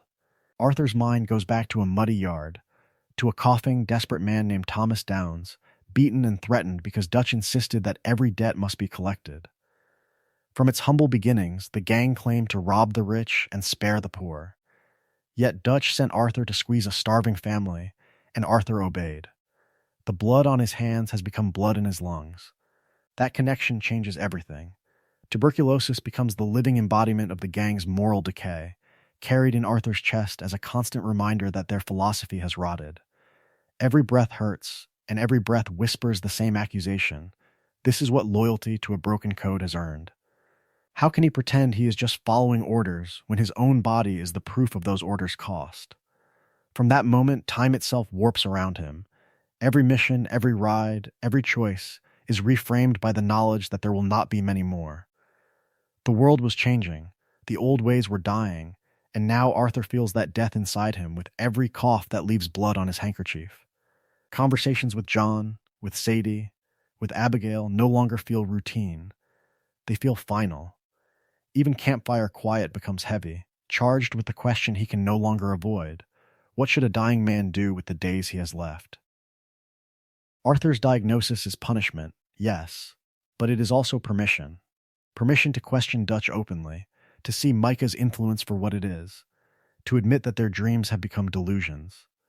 It is a story of loyalty and betrayal, of family and fracture, pushed to its breaking point by a single word from a city doctor. Tuberculosis turns Arthur from blunt instrument into a man searching for meaning, a lost soul groping toward redemption in a world built on wrong. The disease will kill him. The question now is whether it can also save whatever remains of his soul. The diagnosis does not instantly turn Arthur into a saint. It does something quieter, and far more dangerous to Dutch's control. It makes him see. For the first time since the very beginning, the gang's enforcer starts looking at the world, and at Dutch without the old heroic filter. The change begins with distance. Around the campfires of Shady Bell and Beaver Hollow, Arthur is still present, still armed, still feared. But he is no longer fully inside Dutch's orbit. Where once he echoed Dutch's plans, now he questions them. Why rob Cornwall again? Why drag the gang into Saint Denis politics? Why chase one more score when the law is closing in from every direction? Each new scheme exposes a widening gap between Dutch's grand philosophy and the broken bodies it leaves behind. That gap becomes personal with the Downs family. Arthur's tuberculosis comes from beating Thomas Downs half to death over a debt Dutch refuses to forgive. A brutal reminder that the gang's cause has rotted into simple predation. Later, sick and guilty, Arthur returns to Edith and Archie Downs not as a collector, but as a penitent. He gives them money, protection, and a kind of apology the world of outlaws rarely offers. They hate him, and they have every reason to. He helps them anyway. In the truest sense, that is the beginning of his redemption. The same pattern plays out with Rain's Fall. Dutch sees an opportunity in the plight of the Wapiti. Arthur sees a man and a people being crushed by civilization. He rides with Rain's Fall to recover sacred items, carries messages, listens to stories of an older world where the old ways were dying long before Dutch ever picked up a gun. Dutch talks about freedom in speeches. Arthur quietly risks his life to ease the suffering Dutch's alliances have helped to create. Around camp, his priorities shift toward those most hurt by the gang's long fall from its humble beginnings. He checks on Tilly, on Mary Beth, on the women trying to hold some resemblance of family together. Most of all, his gaze settles on John, Abigail, and Jack. They stop being just fellow outlaws or competitors for Dutch's affection.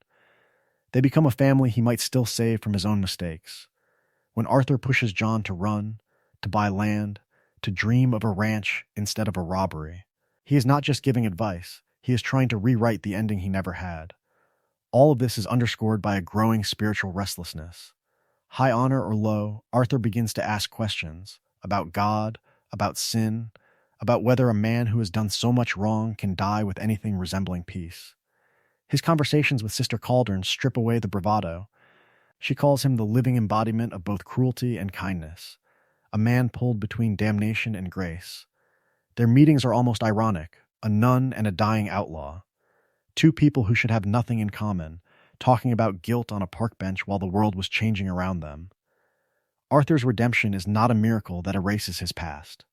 The bodies remain, the robberies remain, the betrayals remain. What changes is his direction. In his final days, he stops living for Dutch's dreams and starts living up to the ideals Dutch only ever preached. Protect the weak, cherish family, seek freedom not through blood, but through mercy. The lost soul does not become a hero. He simply chooses, at last, to stop running from the truth. And that choice will determine how he meets the end that is already riding toward him. Arthur's awakening does not send him riding off alone into the sunset. It sends his gaze back into the camp, back to the younger man who once mirrored him in almost every way, and now stands at a crossroads. John Marston becomes the measure of what can still be saved, and the mirror of everything Arthur has already lost. From the very beginning, Arthur saw John as a rival, the other favored son of Dutch's makeshift family, another outlaw molded by the same philosophy of freedom and defiance. They hunted together, robbed together, bled together. They also competed for Dutch's approval, for Hosea's praise, for a place at the center of this grand story of loyalty and betrayal. When John disappeared after Blackwater and Abigail spat that he had run, Arthur judged him harshly, seeing only cowardice where there was really something else brewing: doubt. The tuberculosis diagnosis shatters that old lens. As the cough worsens and the world closes in, Arthur stops seeing John as a disappointment and starts seeing him as a possibility. The old ways were dying, the gang's idealistic dreams had curdled into delusions. But John still had time. Time to be more than another lost soul buried under Dutch's failures. Time to be, in the truest sense, the living embodiment of the better man Arthur never managed to become. So Arthur begins to push, not toward another bank, not toward another train, but toward a life Dutch once promised and never truly intended to deliver. On the ride back from Guarma, in the quiet moments at Beaver Hollow, Arthur talks to John about a ranch, about land and fences and cattle instead of safes and dynamite. He speaks of Jack growing up with books instead of bounty posters, learning to ride for pleasure instead of escape. It is a story of a different kind of freedom, not from civilization, but from the endless flight that Dutch calls freedom, and Hosea once warned was just another prison. When Dutch and Micah begin to frame John's hesitation as disloyalty, Arthur stands in the way. He defends John in meetings, argues that wanting out is not betrayal but clarity, that the real betrayal is dragging a child through an outlaw war that cannot be won. Each time Dutch snaps back, each time Micah sneers about cowards and quitters, Arthur hears the last echoes of the philosophy that raised him dying in Dutch's own mouth. As Arthur's body fails, his purpose sharpens. Dutch will not carry their values forward. Dutch has already abandoned them on that St. Denis street. Hosea is gone. The gang is broken. If any fragment of what was good in this family is going to survive the world that was changing around them, it has to ride out on John's horse. By the time Arthur realizes this, his final mission has quietly changed. It is no longer Dutch's plan, or the gang's survival, or even his own redemption in isolation. It is John's escape. But how does a dying outlaw buy another man's second chance in a world that shows no mercy to either of them? So when Arthur silently decides that John's escape is all that matters, the tragedy is that he has to make that decision in the worst possible place, the final camps, where the family he is trying to save is already turning on itself. Beaver Hollow is not a refuge. It is a pressure cooker where every whispered conversation sounds like treason and every missing person feels like a betrayal. By this point, the gang that began from its humble beginnings as an idealistic band of outlaws has become a camp of strangers eyeing one another across the fire. People vanish in the night, slipping away to find work or safety, and those who remain trade rumors and low voices, always checking to see who is listening. Dutch retreats into his tent or stalks the perimeter, talking more to his own philosophy than to the people who still depend on him. The world was changing, the old ways were dying, and Dutch responds not with adaptation, but with suspicion. Into that atmosphere steps Micah Bell, the living embodiment of everything the gang once claimed to stand against. He flatters Dutch, feeds his paranoia, and turns every doubt into proof of disloyalty. When Arthur questions another doomed plan, Micah calls it weakness. When John hesitates, Micah calls it treachery. Abigail's pleas for a life beyond blood and robbery? To Micah, that is open rebellion. It is a story of loyalty and betrayal, of dreams and delusions, played out around a dying campfire. Slowly, invisible lines harden into factions. There are those who will follow Dutch no matter what, clinging to the memory of the man from the very beginning rather than the stranger in front of them. Bill, Javier, the ones who cannot imagine a world without his voice. There are those quietly planning to leave, packing hope into small bags. Mary Beth, Tilly, even Pearson, who can read the writing on the cave wall. And then there is Arthur, with Charles and Sadie at his side, caught between love for the family and horror at what it has become. Dutch's choices only sharpen those lines. He abandons John on the prison break, leaving him presumed dead because the plan must move forward. He dismisses Abigail's kidnapping as a distraction, more concerned with revenge on Angelo Bronte and the Pinkertons than the mother of Jack Marston. Each new decision prioritizes money, pride, and payback over the safety of his people. Freedom has curdled into obsession, family has become leverage. Here the pattern breaks. The gang is no longer one gang at all. It is a civil war in miniature, fought with glares, accusations, and half-drawn guns. How long can Arthur stand in the middle of that? In the truest sense, his choice is no longer about right and wrong, but about who lives and who dies. He cannot save everyone. The longer he hesitates, the more bodies will be left behind in the mud, and the road to his own death grows shorter with every step. That civil war finally finds its battlefield on the rails. One last train, one last score, one last chance, Dutch insists, to buy their freedom from a world closing in on all sides. But this is not a daring caper from its humble beginnings in the Grizzlies. This is a death march dressed up as a plan. The target is Leviticus Cornwall's private train, loaded with bonds and guarded by armed men who already survived one ambush at Dutch's hands. The Pinkertons are active, Cornwall is furious, and the gang is half-starved at Beaver Hollow. Every sign on the horizon screams caution. Dutch sees only opportunity. He talks about philosophy and destiny, about striking back at the robber barons of civilization, as if this is a story of righteous rebellion instead of desperate cornered animals. From the very beginning, the planning feels wrong. Dutch waves away the obvious, the increased patrols, the telegraphs, the fact that Cornwall knows their faces and their methods. He assumes the tracks will be clear, that the law will be slow, that the gang can hit fast and vanish into the woods. No contingencies, no clean exit, no real concern for who might not make it back. The gang is no longer a family to protect, but pieces on a board he is determined to flip over. Arthur feels it in his bones. The cough in his chest is getting worse, the diagnosis hanging over him like a sentence, and with it comes a cruel clarity. He questions the timing, the risk, the point of antagonizing Cornwall yet again when the world was changing and they are already hunted. Micah sneers that Arthur has gone soft. Dutch shuts him down with that old charm turned brittle and sharp, accusing him of losing faith, of betraying the dream. Since when did loyalty mean silence? On the day of the robbery, the gap between Dutch's promises and reality becomes a chasm. The train is better guarded than expected. The explosives do not give them the clean stop Dutch predicted. Gunfire erupts in tight metal corridors. Men are pinned down in smoke and chaos, and every shouted order sounds less like leadership and more like panic.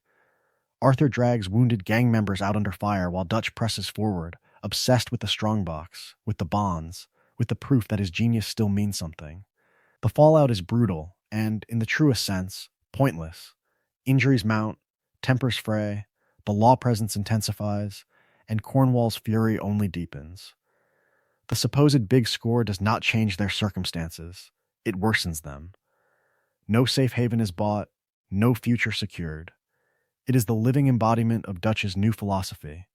Risk everything, learn nothing. In the quiet after, Arthur finally understands that one more score is a lie that will never end. Dutch's leadership is not merely flawed, it is lethal. To stay is to help feed more lost soul after lost soul into the fire. And if he keeps riding that train with Dutch, he knows exactly where the tracks lead.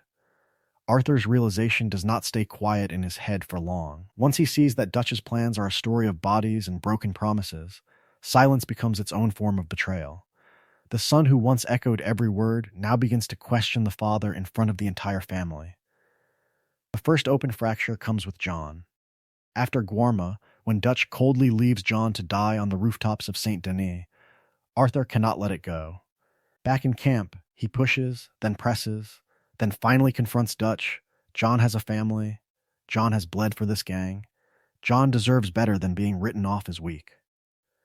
Dutch dismisses it as tactical necessity, accuses Arthur of sentimentality, and insists that the plan demands sacrifices.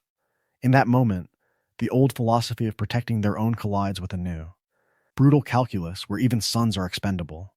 When Abigail is kidnapped, the divide becomes impossible to hide.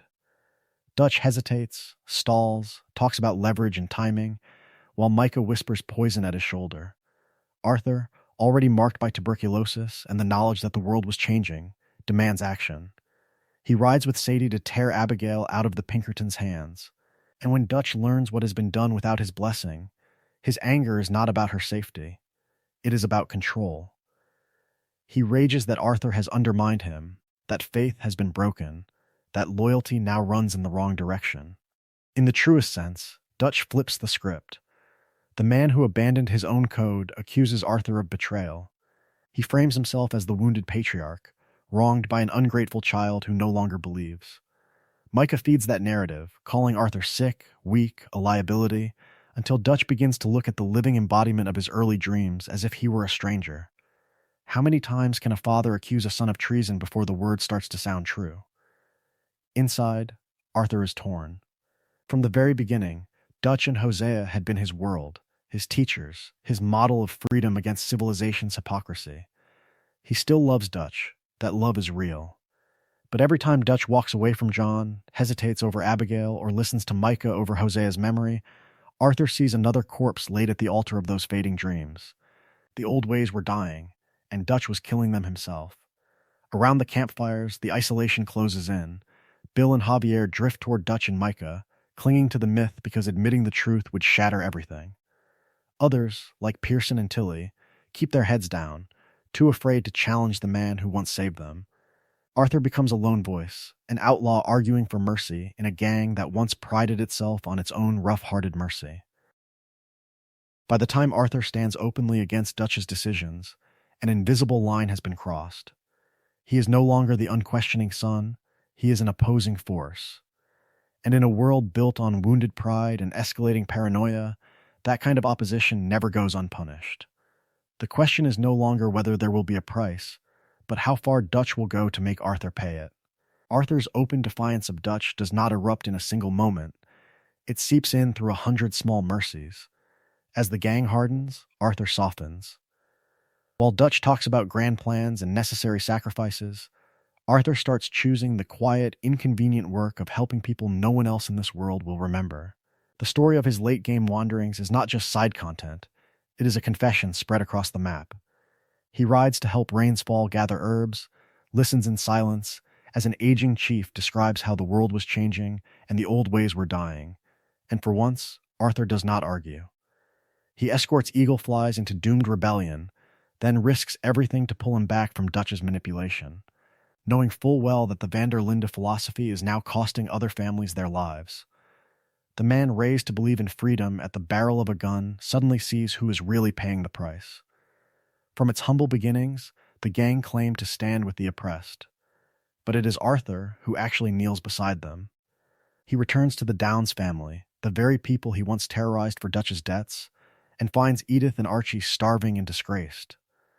Tuberculosis burning in his lungs, contracted from beating Thomas Downs in that muddy yard, Arthur shoulders their burden as if he can drag his own sin out of the ground. He gives them money, protection, and the one thing he never had as a boy, a chance to walk away from an outlaw's shadow. Then there is Sister Caldern in Saint Denis, the living embodiment of a faith that does not need speeches. On a bench by the river, Arthur admits his fear, his regret, his sense that his life has been a long, bloody mistake. He speaks of being a bad man trying, in the truest sense, to do one good thing before the end. How many outlaws in this story ever say those words aloud? His voice shakes, his certainty crumbles, and for a brief moment, the gunman who once laughed at civilization sits there as nothing more than a lost soul, asking if redemption is even possible. These choices stand in brutal contrast to Dutch's path. While Arthur sneaks off to help native families, grieving widows, and nameless strangers, Dutch abandons hostages, sacrifices allies, and clings to his dreams with a cruelty that borders on delusions. The moral gap between them widens with every favor Arthur grants and every betrayal Dutch commits, turning father and son into mirror opposites. By the time Arthur is riding out to save John, the truth is already clear. His heart has left the gang long before his body does. His final ride will not create that break, it will only reveal it, and force Dutch to face the son who chose conscience over loyalty at the very end. By the time Arthur's heart has left the gang, another heart has taken its place at Dutch's side. Not Hosea, not the old conscience that once tempered Dutch's rage, but Micah Bell, the living embodiment of everything the gang claimed to stand against. In a story of loyalty and betrayal, Micah is the quiet rot that turns doubt into paranoia, and paranoia into blood. From the very beginning of Micah's time in the gang, the details do not add up.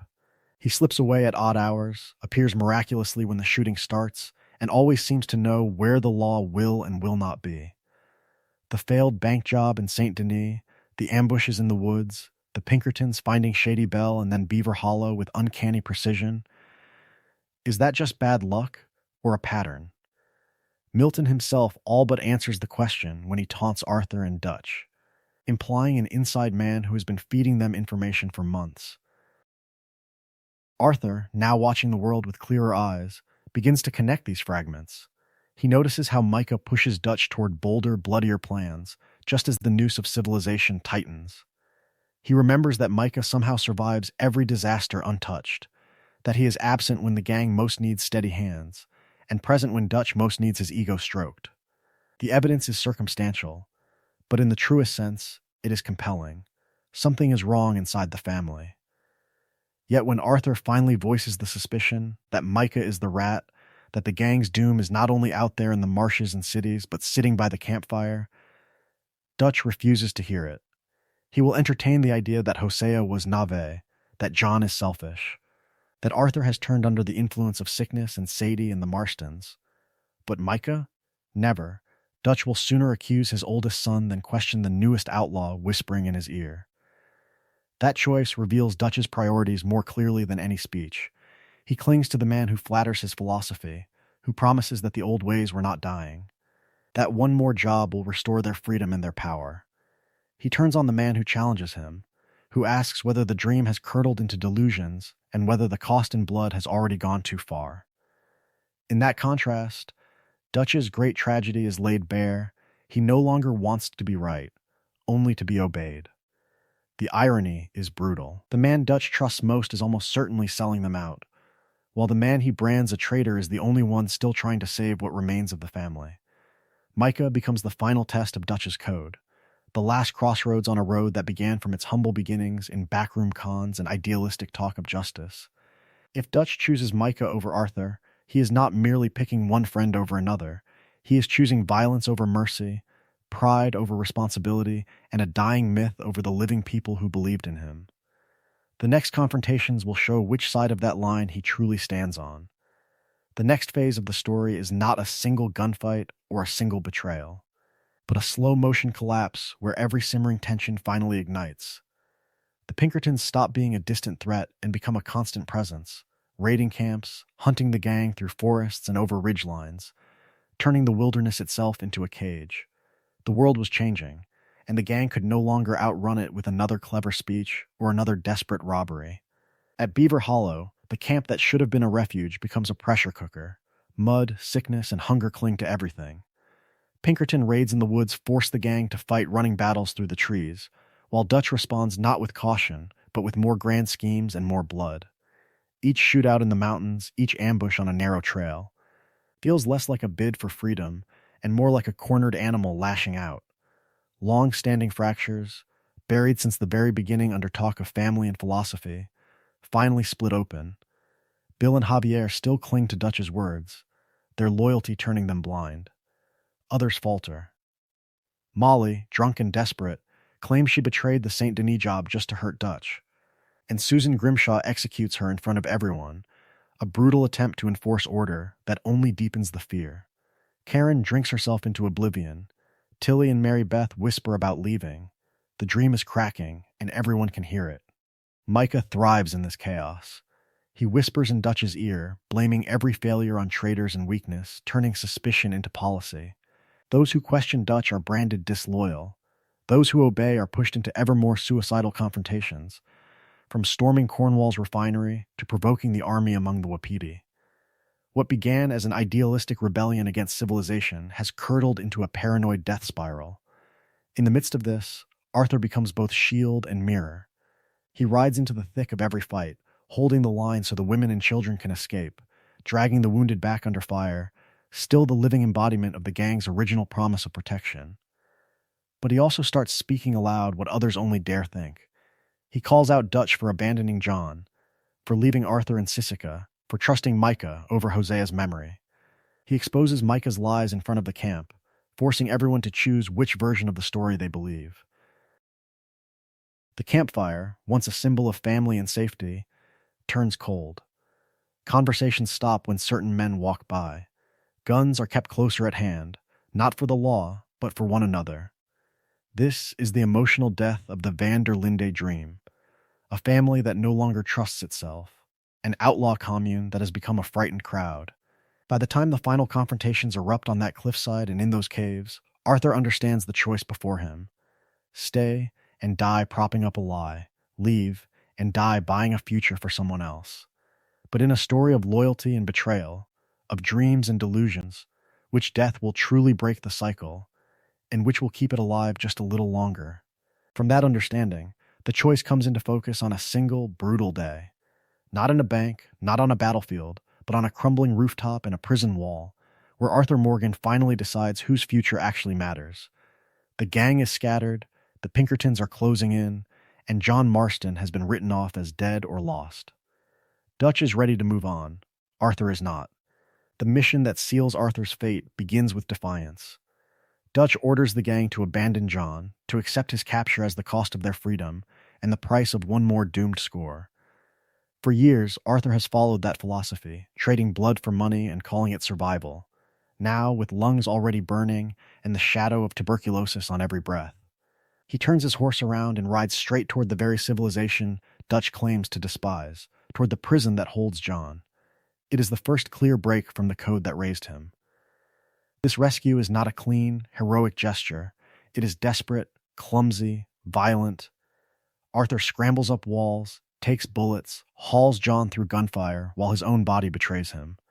Every cough feels heavier, every sprint shorter. The camera lingers on his labored breathing, on the way he bends over the saddle, on the red stain at his lips. In the truest sense, Arthur is spending what remains of his life in real time, burning the last of his strength to pull John out of a death sentence that mirrors his own. And yet, amid the chaos, there is clarity. When they finally escape that hell, when the dust settles for a moment on a ridge or in the trees, the conversation shifts. Arthur no longer talks about the gang, or the big score, or Dutch's grand dreams. He talks about Abigail, about Jack, about a ranch, a quiet place, a world where an outlaw's son might not have to become the living embodiment of his father's sins. He urges John to leave, to be better, to walk away from the man who once saved them both, and has now become their greatest danger. Here, the story of the Van der Linde gang stops being about a collective and narrows to a single bloodline. From its humble beginnings, this was supposed to be a family bound by loyalty. Now, Arthur chooses an actual family over the surrogate one that betrayed him. The old ways were dying, and Arthur finally accepts that he is one of them. From this mission on, he is not fighting for his own survival at all. He is fighting to buy distance, time, and obscurity for John's family, to make sure that the fate already written in his lungs does not pass down to Jack. The tragedy is simple. The meaning is not.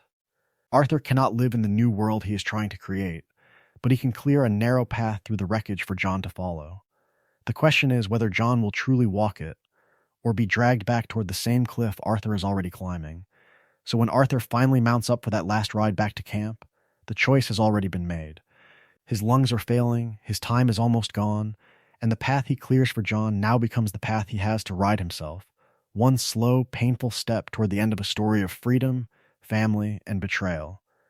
The moment the music swells, the world seems to hold its breath. That's the way it is does not roar in with triumph.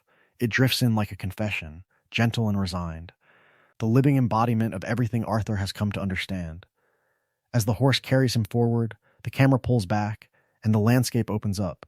Misty swamps giving way to rolling fields, fields fading into worn trails and distant mountains. He is not just riding through the world, he is riding through his own life. Faces and moments flicker across the screen in quiet succession. Hosea's calm smile by the fire, John's stubborn glare softening into trust. Abigail holding Jack, fearful yet hopeful. The early camps where the gang laughed, drank, and believed the future was theirs. From its humble beginnings as an idealistic band of outlaws robbing the rich and corrupt.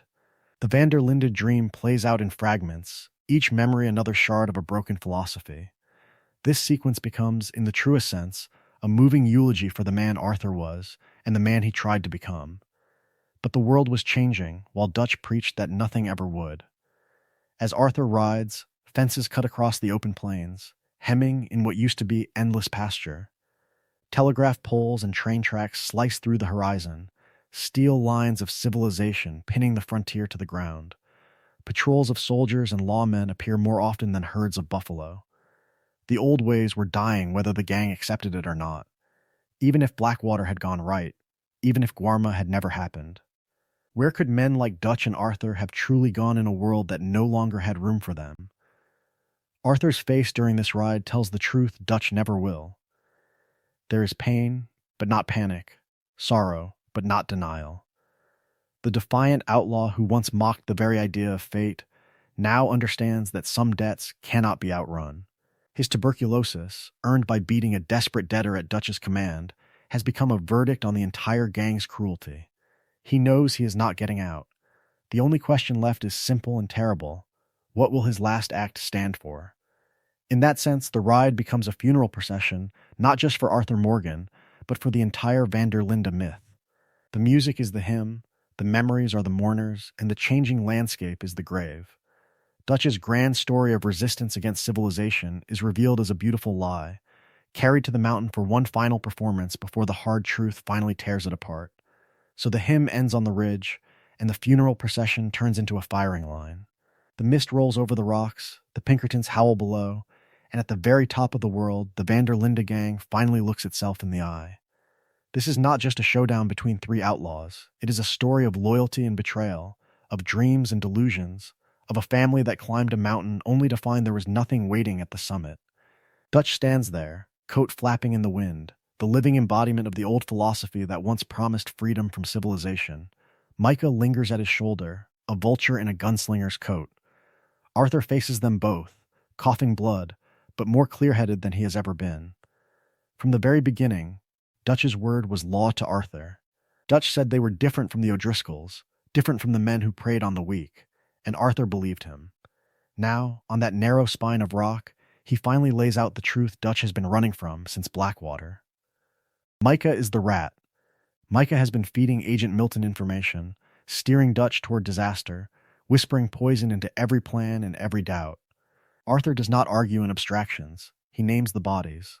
Hosea, gunned down in St. Denis while Dutch chased a fantasy of one last score. Lenny, shot on those marble steps. Miss Grimshaw, executed in camp when she dared to question Micah. He points out that every time the world was changing, every time the old ways were dying, Dutch chose pride over people. He abandoned John in the snow, left Arthur to rot with tuberculosis earned from shaking down a desperate debtor, sacrificed the gang's future to protect his own ego. Dutch's response is not the fiery defense that once could have charmed a town. It is hesitation, half-formed protests, a man staring at a mirror he cannot bear to recognize. He insists he gave everyone a home, that he fought for freedom, that he never betrayed his family. Yet his eyes keep drifting, first to Micah, then back to Arthur, as if measuring which version of the story hurts less. In the truest sense, this is Dutch's trial, and the jury is his own conscience. Micah knows it. So he lunges, not with bullets at first, but with words.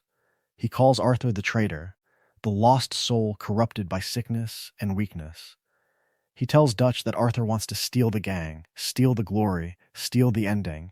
He reframes everything as a simple power struggle, follow the strong man who still believes, or the dying man who has given up. It is situational irony in its harshest form, the real rat accusing the only honest man left of betrayal. What hangs in the air on that mountain is more than gunsmoke. It is the question of legacy. Will the Van der Linde gang be remembered as martyrs of freedom, as Dutch's self-serving myth insists, or as broken outlaws who became the very monsters they once robbed? Arthur's final stand is an attempt to wrench the narrative away from Dutch's delusions and back toward the truth.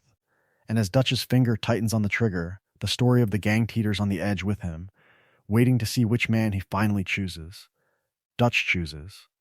And he chooses not to choose. With Arthur on his knees and Micah screaming for blood, the standoff on that cliff becomes a story of loyalty and betrayal, of dreams and delusions, of family forged in fire and now frozen in doubt. Dutch lowers the gun, listens to Arthur's final condemnation of Micah, and then, in one of the quietest yet loudest moments in the entire saga, he simply turns his back and walks away.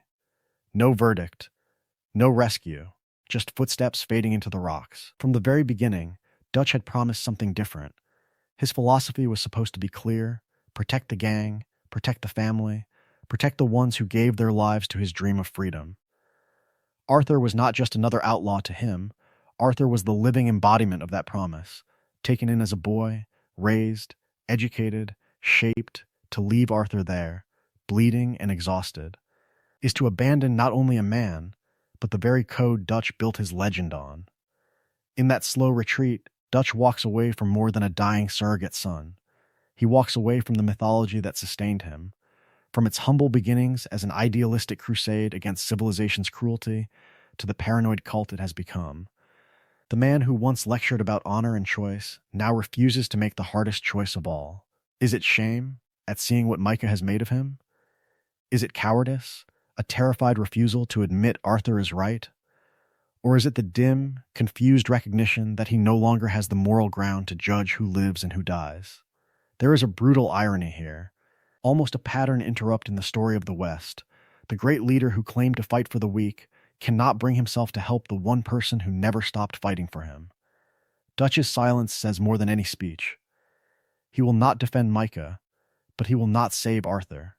In the truest sense, he finally stands revealed as a man hollowed out by his own delusions. For Arthur, that abandonment cuts deeper than the tuberculosis.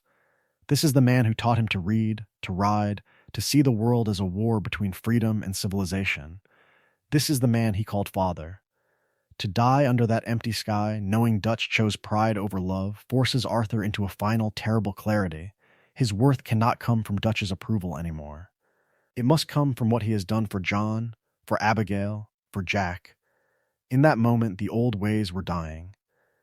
Dutch's dream no longer owns Arthur's life, and it no longer owns his death. By walking away, Dutch unintentionally completes Arthur's moral break from the gang. Arthur's last breath is no longer a sacrifice to a broken philosophy, but a final stand to give John a future beyond the gang's shadow, beyond Dutch, beyond that mountain. Dutch's silence on that ridge leads to a brutal truth. Whether he walks away or not, Arthur's story can end only one way. The world was changing, the old ways were dying, and the Van der Linde gang had written its fate in blood long before that final climb up the mountain. From that moment, the game splits, but the fate does not. High honor, Arthur drags himself up the rocks, beaten, bleeding, lungs burning with tuberculosis and effort, yet still fighting Micah to give John time. When Dutch finally leaves them both, Arthur crawls to the edge, lies back, and watches the sunrise break over a world he will never see grow old. The music softens, the camera pulls away, and an outlaw who spent his life running finally stops. It is, in the truest sense, a quiet execution by time, by disease, by consequence. Low honor, the same climb becomes a crawl through hell. The sky is darker, the colors harsher, the air feels heavier, Arthur is weaker, more desperate, more openly hateful. When Micah gains the upper hand, there is no sunrise, no peace, no gentle pullback. There is a gun, a flash, and Arthur dies face down in the mud, executed by the very snake Dutch invited into the family. One ending feels like a benediction, the other a punishment. Both are a story of loyalty and betrayal, of dreams and delusions, ending in the same place. These paths feel different because they are different, morally and emotionally. High Honor Arthur has spent his final chapters trying to undo what he can, protecting John, freeing the Wapiti, helping those crushed by the gang's cruelty. His last breath feels like a spiritual release, the living embodiment of a man who finally chose others over himself. Low Honor Arthur, by contrast, has doubled down on brutality, taking money, taking lives, clinging to the gang's broken philosophy even as it collapses. His death in the mud is not bad luck, it is the logical conclusion of a lost soul who never turned around. Yet beneath those tonal contrasts lies the same unshakable core: Arthur must die.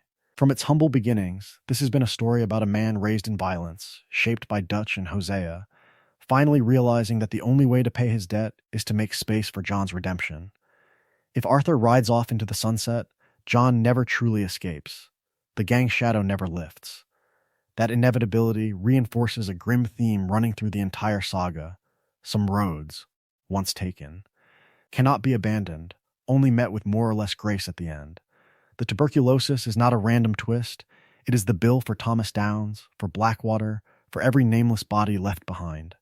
The question is never whether Arthur dies. The question is what kind of man dies on that mountain, and what kind of legacy his death leaves behind for John to carry into the next act of this tragedy. So Arthur's death is not a twist, and not an accident. It is the bill coming due for a life spent as Dutch's right hand. The narrative payment for years of violence, theft, and quiet complicity in a philosophy that dressed itself up as freedom while running on blood. From the very beginning, Arthur is raised to believe that an outlaw can still be honorable, that robbing trains and banks is justified if the world is rigged and the victims are rich and corrupt. But the story of the Van der Linde gang is a story of drift. From its humble beginnings as an idealistic rebellion against civilization's hypocrisy, it slides into cruelty, paranoia, and self-preservation at any cost. Blackwater, the Downs beating, the massacres in Rhodes and Saint Denis, the betrayals in Guarma and Beaver Hollow, Arthur is there for all of it. Survival without consequence would not just strain belief, it would cheapen his late awakening. If a man can walk away from that trail of bodies because he has a few good conversations with Reverend Swanson and Rains Fall, then the world has no moral weight at all. Instead, the game makes his death a transfer of possibility. Arthur understands, long before that last ride, that he is not getting out. Tuberculosis has already sentenced him. His only power is choosing how that sentence is carried out. So his final acts are not about saving himself, but about clearing a path for John. He gives John the money, the horse gear, the satchel, the dream of a ranch and a quiet life. He tells him to run, to be a father, to be better. In the truest sense, Arthur dies so that someone else can have the second chance he no longer deserves and no longer even wants. The disease that kills him is not random. Tuberculosis is the living embodiment of consequence, a slow, suffocating punishment for one specific ugly job. One desperate farmer, one cruel beating in the mud, and the infection that festers in Arthur's lungs mirrors the infection that has been rotting the gang since Blackwater. One compromise, then another, then another. The old ways were dying, but Dutch refused to change, and the gang followed him into the grave. Arthur's redemption, crucially, is partial, not total. He does not erase his past, he redirects his remaining time. Instead of chasing one last score, he spends his final days warning Abigail, shielding John, helping the Wapiti, dragging a wounded civilization's victims out of the crossfire wherever he can. He cannot balance the ledger, he can only change the entries at the end. So when Arthur dies on that mountain, the myth of the noble outlaw dies with him. The fantasy of living free, above the law and beyond consequence, collapses under the weight of reality. True honor is not in escaping the noose, it is in choosing who to stand beside when the gunsmoke clears, and who to die for when there is nothing left to win. The question that remains is how John will carry that lesson into a world that has no place for outlaws at all. The question that remains is how John will carry that lesson into a world that has no place for outlaws at all. The answer begins with something small, a satchel, a saddle, a dream of fences and fields. Arthur dies on that mountain, but his story does not end there. It seeps into every quiet corner of John Marston's epilogue, the living embodiment of a dead man's final choice. From the very beginning of that new chapter, Arthur is present in absence. John rides with Arthur's horse gear, rummages through Arthur's satchel, and sorts through the relics of a life spent chasing freedom and finding only loss. Even the fantasy John clings to, a little ranch, a piece of land, a place where Abigail and Jack can be safe, is not entirely his own. It is Arthur's last suggestion, Arthur's half-formed dream, passed down in the dust and blood of that final ride. Beecher's hope is built on a grave, in the truest sense. Yet the land does not wash the past away. As John hammers posts, breaks horses, and struggles to keep the bank from taking everything, the ghosts of the Vanderlinde years crowd close. Every argument with Abigail carries the echo of Dutch's honeyed lies. Every time John raises his voice at Jack, threatens to repeat the same cold distance Arthur once showed him. Arthur's final warnings, about Dutch, about the gang, about what this life does to a man, hang over Beecher's hope like storm clouds on a clear day. John tries to be different. That is the quiet tension of the epilogue, and a story of its own. He tells Abigail more truth than Dutch ever told anyone, even when that truth is ugly. He forces himself to be present for Jack, reading with him, working beside him, trying to be father rather than legend. He reaches for a world of chores and cattle instead of a world of gunsmoke and train whistles. But can an outlaw raised on Dutch's philosophy really leave that behind? The pattern interrupts itself when civilization knocks. Government agents arrive not as faceless symbols, but as men with ledgers and threats, dragging John back toward the gun. Ross and Archer Fordham do what Dutch always warned about. They use the state's power to turn family into leverage. John's attempts at honesty are met with blackmail. His loyalty to Abigail and Jack is weaponized to force him into hunting the very ghosts he is trying to escape. Here, Arthur's sacrifice reframes everything. John is no longer just running from his past. He is trying to live up to the faith Arthur placed in him on that mountain to prove that one man's death can buy another man's chance at decency. When John finally makes his last stand at the Marston Barn in Red Dead Redemption, it becomes the final echo of Arthur's choice, a man stepping out into the guns of the modern world, accepting death so that his family can walk away from the life that made him. The old ways were dying, and John, like Arthur, chooses who will live in their shadow. John's stand at the barn closes one chapter, but it leaves a ghost wandering through the ruins of everything he built. Dutch Vanderlinde survives his sons, his dream, and his era, condemned to walk through a world that no longer believes in him. The old ways were dying. Dutch just refuses to admit they are already dead. After Arthur's death on that cold, blood-soaked ridge, Dutch simply vanishes. No grand showdown, no final speech, just a man stepping away into the fog with nothing left to say. From its humble beginnings, his gang had been his identity, his philosophy, his proof that an outlaw family could outthink civilization. Now the camps are scattered, his followers dead or gone, his great experiment broken. What remains is a rumor. Dutch in the mountains, Dutch in Mexico, Dutch living as a shadow in a world that has moved on. When he finally reappears in Red Dead Redemption, it is not as the charismatic revolutionary from the very beginning, but as a tired echo. He has a new gang tucked away in the high country, but there is no real family there, no Hosea to question him, no Arthur to steady him, no Abigail making coffee as children run through camp. These new followers are props more than partners, the living embodiment of how hollow his philosophy has become.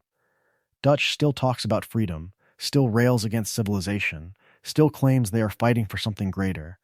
Yet the robberies are petty, the plans are vague, and the speeches sound rehearsed and strangely empty. His rhetoric has become a broken record. The same lines about government control, the same warnings about the world closing in, the same grand talk of one last score that will let everyone live free. But who is everyone now? There is no community left, only frightened men clinging to a legend they barely understand. It is a story of loyalty and betrayal, of dreams and delusions played on repeat long after the music has stopped. The tragic irony is brutal. Dutch, the man who preached family in the truest sense, dies without one. His first generation of children is gone, Hosea and Arthur dead, John turned against him, Bill and Javier scattered, Sadie and Charles chasing their own paths. He wanted to be a father of nations, a prophet of the outlaw world. In the end, he is just another lost soul on a cliff, surrounded by enemies and strangers. That cliff above Micah's mountain hideout becomes Dutch's final courtroom. John confronts Micah, the Pinkerton snitch who helped destroy the gang, and Dutch steps from the shadows, older, quieter, unreadable. For a moment, the triangle is complete. The false son, the betrayed son, and the father who failed them both. Dutch shoots Micah, then turns the gun on himself years later, leaping into the void as he once did in that Saint Denis rooftop escape. Is it guilt? Spite? A last, confused attempt at reckoning? Dutch's fate shows why Arthur's shorter path means more. Arthur dies at the moment he finally becomes the man Dutch pretended to be, honest about the cost, willing to sacrifice himself so someone else can live better. Dutch lives long enough to see his myth rot, to watch his philosophy curdle into self-parody, to feel the world was changing without him. One finds redemption in death, the other finds nothing in survival but the echo of what might have been. Dutch's myth dies with him long before his body ever hits the ground. Arthur's death, in contrast, feels like the moment an entire country exhales and admits the truth. The legend of the West was always a story of denial, of dreams and delusions, dressed up as destiny. From its humble beginnings, the Van der Linde gang presents itself as the living embodiment of the American frontier myth. They are pioneers without homesteads, revolutionaries without a flag, drifting from state to state with rifles instead of plows. In the truest sense, their campfire stories echo the tales told about wagon trains and Minutemen, brave men and women standing against a cruel, encroaching civilization, carving freedom out of a hostile world through grit and gunpowder. But the world was changing. Historically, the gang's rise in the 1870s and 1880s overlaps with the closing of the frontier, the carving up of land by railroads, oil barons, and banks, the expansion of federal marshals and Pinkertons into every last valley. Dutch's philosophy insists that a small band of armed outlaws can outthink and outfight this machine. Reality shows otherwise. Cornwall's private army, the armored train, the electric lights of Saint Denis, even Guarma's corporate-backed plantation all hammer home the same point. The old ways were dying, and no amount of romantic rhetoric could stop it. The gang's trajectory mirrors the broader American myth in miniature. At the very beginning, Dutch and Hosea pick their targets carefully, striking at wealthy magnates and corrupt officials, telling themselves they are different from common thieves. This is the familiar pioneer fantasy, noble resistance, a rough but principled stand against tyranny. By 1899, that idealistic veneer has rotted. The Rhodes feud, the massacre at Valentine, the Saint Denis bank job, the senseless bloodshed at Beaver Hollow, these are not the acts of folk heroes. They are the convulsions of a cornered animal. The game uses this decline to puncture the romantic outlaw story that Westerns built an entire culture on. Every campfire tale about freedom has a body buried behind it. Every train robbery that sounds thrilling in legend leaves widows and orphans in its wake. Arthur's tuberculosis, contracted from beating a desperate debtor on Dutch's orders, is not just a plot device, it is history catching up, the moral debt of the gang made literal in his lungs. How many unseen Thomases paid the price for someone else's legend? Arthur's death on that mountainside becomes the symbolic end of an era. His final ride under the burning sky, his last stand buying time for John to escape, marked the last gasp of a world where a few men with guns could pretend they stood outside history, above law and consequence. After Arthur, the West belongs to rail schedules, legal documents, and corporate charters. Men like him do not retire, they vanish. The deepest tragedy is not only that the Van der Linde gang dies, it is that the America they chased, a pure land of endless horizons and perfect freedom, never truly existed beyond their own campfire stories. And yet, someone is still listening to those stories, still tempted to believe them, in that sense. The Van der Linde gang becomes more than a collection of criminals scattered across the frontier. It becomes the living embodiment of every tension running through this world, loyalty and betrayal, freedom and control, ideals and hypocrisy. From its humble beginnings around Dutch and Hosea's campfires to the blood-soaked mud of Beaver Hollow, the gang holds all of those forces together in one fragile, doomed family. From the very beginning, Dutch's philosophy promised something intoxicating, a story of men and women standing against a corrupt civilization, stealing from the powerful, protecting the weak, living free under no flag but their own. Around that promise grew real affection and real solidarity, shared meals, songs in the evening, people who had nothing finding a place to belong. In the truest sense, it was a family built out of misfits and lost soul after lost soul. But that same campfire warmth hides a colder truth. The gang is also denial made flesh, denial of the law closing in, denial that the world was changing, denial that the old ways were dying no matter how loudly Dutch shouted about progress being a lie. For every moment of tenderness, there is a debt collected from a poor man on a farm, a body dropped in a ditch, a child like Jack raised under the shadow of rifles and wanted posters.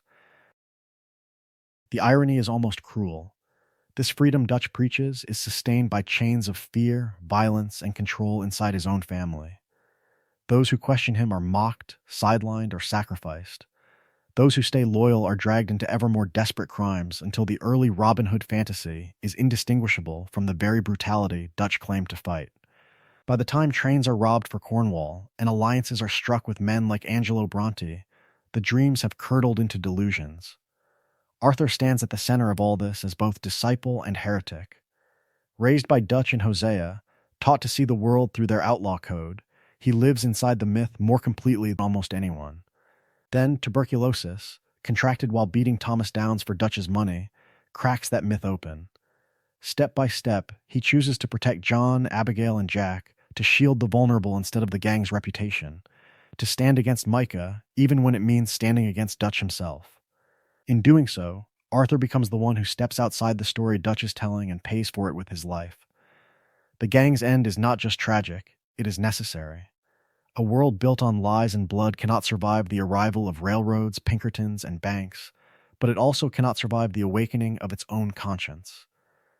So the question becomes unavoidable. Which single decision sealed that fate? Was it Dutch insisting on Blackwater, Arthur beating Downs, or John finally choosing his ranch over the gang? Which moment made Arthur's death not just possible, but inevitable? Those questions linger for a reason, because the answer is not a single decision, but a single man who carries all of them. Arthur Morgan is the reckoning made flesh, the living embodiment of every promise Dutch made at the very beginning, and every betrayal that followed. From its humble beginnings, Arthur's life is a story of abandonment and adoption. His father dies a petty criminal, and the boy is left drifting through a world that has no patience for a lost soul, with nothing to his name but anger and potential. Dutch and Hosea find him, claim him, shape him. Dutch becomes the father whose words sound like philosophy and freedom. Hosea the quiet teacher who tries to tether that freedom to common sense. Arthur grows into Dutch's devoted son, then Dutch's feared enforcer, the man who makes the speeches real by pointing a gun at civilization. That is why his arc cuts so deep. The player does not simply watch Arthur's sins, the player participates in them.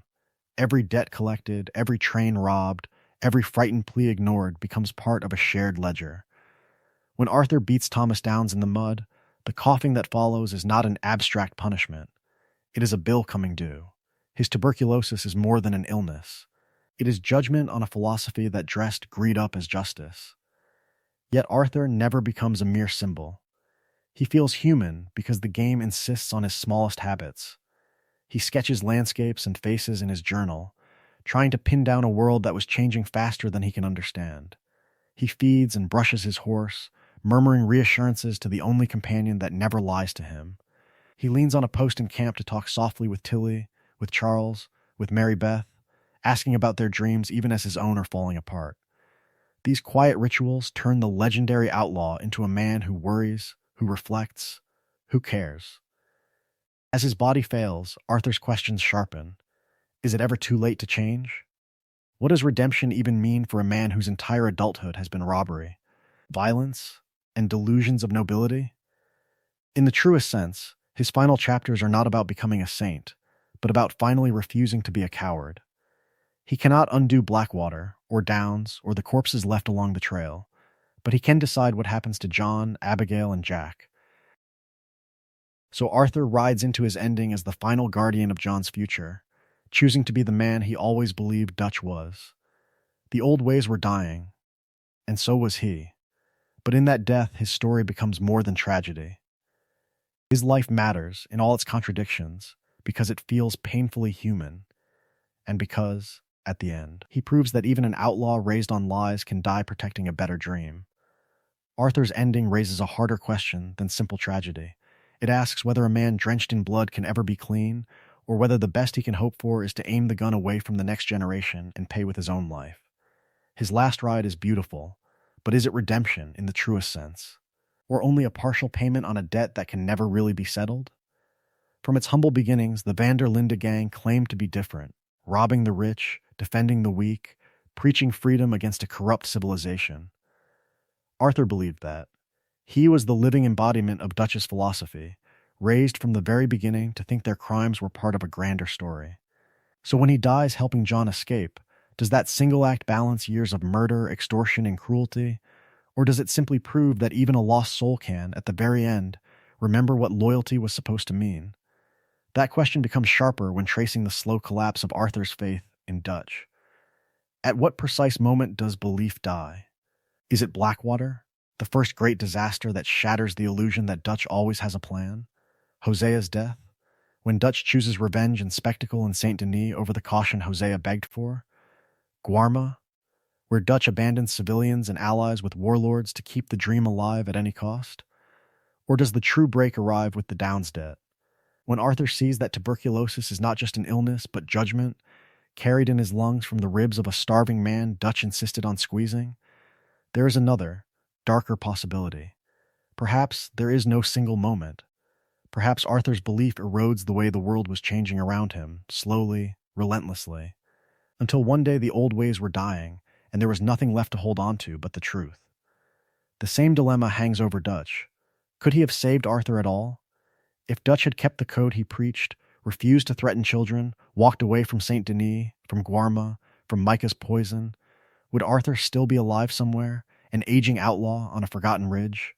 Or was this always where the road led, from the first robbery to the last bullet, a story of dreams turning to delusions the moment they met the hard edge of civilization? One decision, more than any other, may have doomed them. Was it Dutch agreeing to Blackwater? Arthur beating Thomas Downs? John abandoning the gang? Or coming back? Which single choice feels, in hindsight, like the point where Arthur's death became inevitable? Share those judgments, those moments, those favorite memories of Arthur's quiet kindness or ruthless violence, and how high or low honor shaped the way his final breath felt.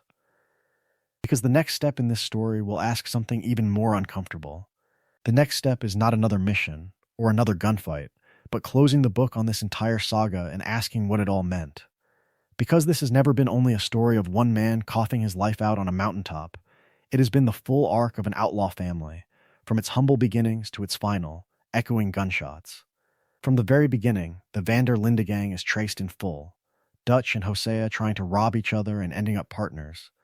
The philosophy of freedom born around campfires and cheap whiskey. The adoption of a lost soul named Arthur Morgan, and later John Marston, as proof that an idealistic gang could be both refuge and rebellion.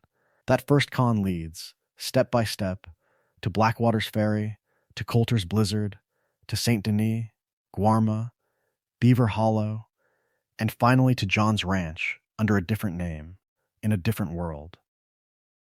To understand why Arthur had to die is to understand how those ideals twisted. A family became a hierarchy. Loyalty became a prison. Dreams of freedom curdled into delusions of grandeur. Each cool outlaw moment, each train robbery and bank job is not just spectacle, but another brick in the road to that mountain, another debt added to a ledger civilization will demand be paid. The world was changing. The old ways were dying. The gang refused to change with it, and the price was blood. Arthur's late awakening matters because it proves that even in a corrupt story, choice still exists. Tuberculosis, contracted from beating Thomas Downs at Dutch's command, is not just an illness but a verdict on the gang's cruelty. Yet in the truest sense, his final acts, saving John, confronting Micah, forcing Dutch to look at what he has become, turn a life of violence into a last fragile stand for something better. Does that final piece on the ridge, watching the sunrise, truly balance the years of robbery and betrayal, or does it simply keep the scales from sinking further? Some questions remain, and must remain. Did Dutch ever fully believe his own philosophy, or was it always a mask for ego and control? How deep did Micah's ties to the Pinkertons run, and at what point did he become the living embodiment of everything Dutch claimed to hate? In the end, did Arthur find enough redemption to be remembered as more than a killer who died too late? This story invites another ride through that world, a return to Coulter's cold opening, to Hosea's quiet doubts, to that first debt from the Downs family, with the knowledge that every moment foreshadows the end. Every shared joke at camp, every new recruit around the fire, is already haunted by a mountain, a cliff, and a choice. For those drawn to these complete tales of outlaw families, collapsing dreams, and changing frontiers, more remains to be uncovered. The next deep dive could follow John and Abigail's fragile peace, Dutch's wandering years, or the rise of the Pinkertons as civilization's iron fist. Share which character, which faction, or which forgotten campfire deserves a complete story next. Subscribe for more full lore breakdowns, and carry Arthur's hard-earned clarity into every return to that fading west. Thank you for staying through this entire tragic saga.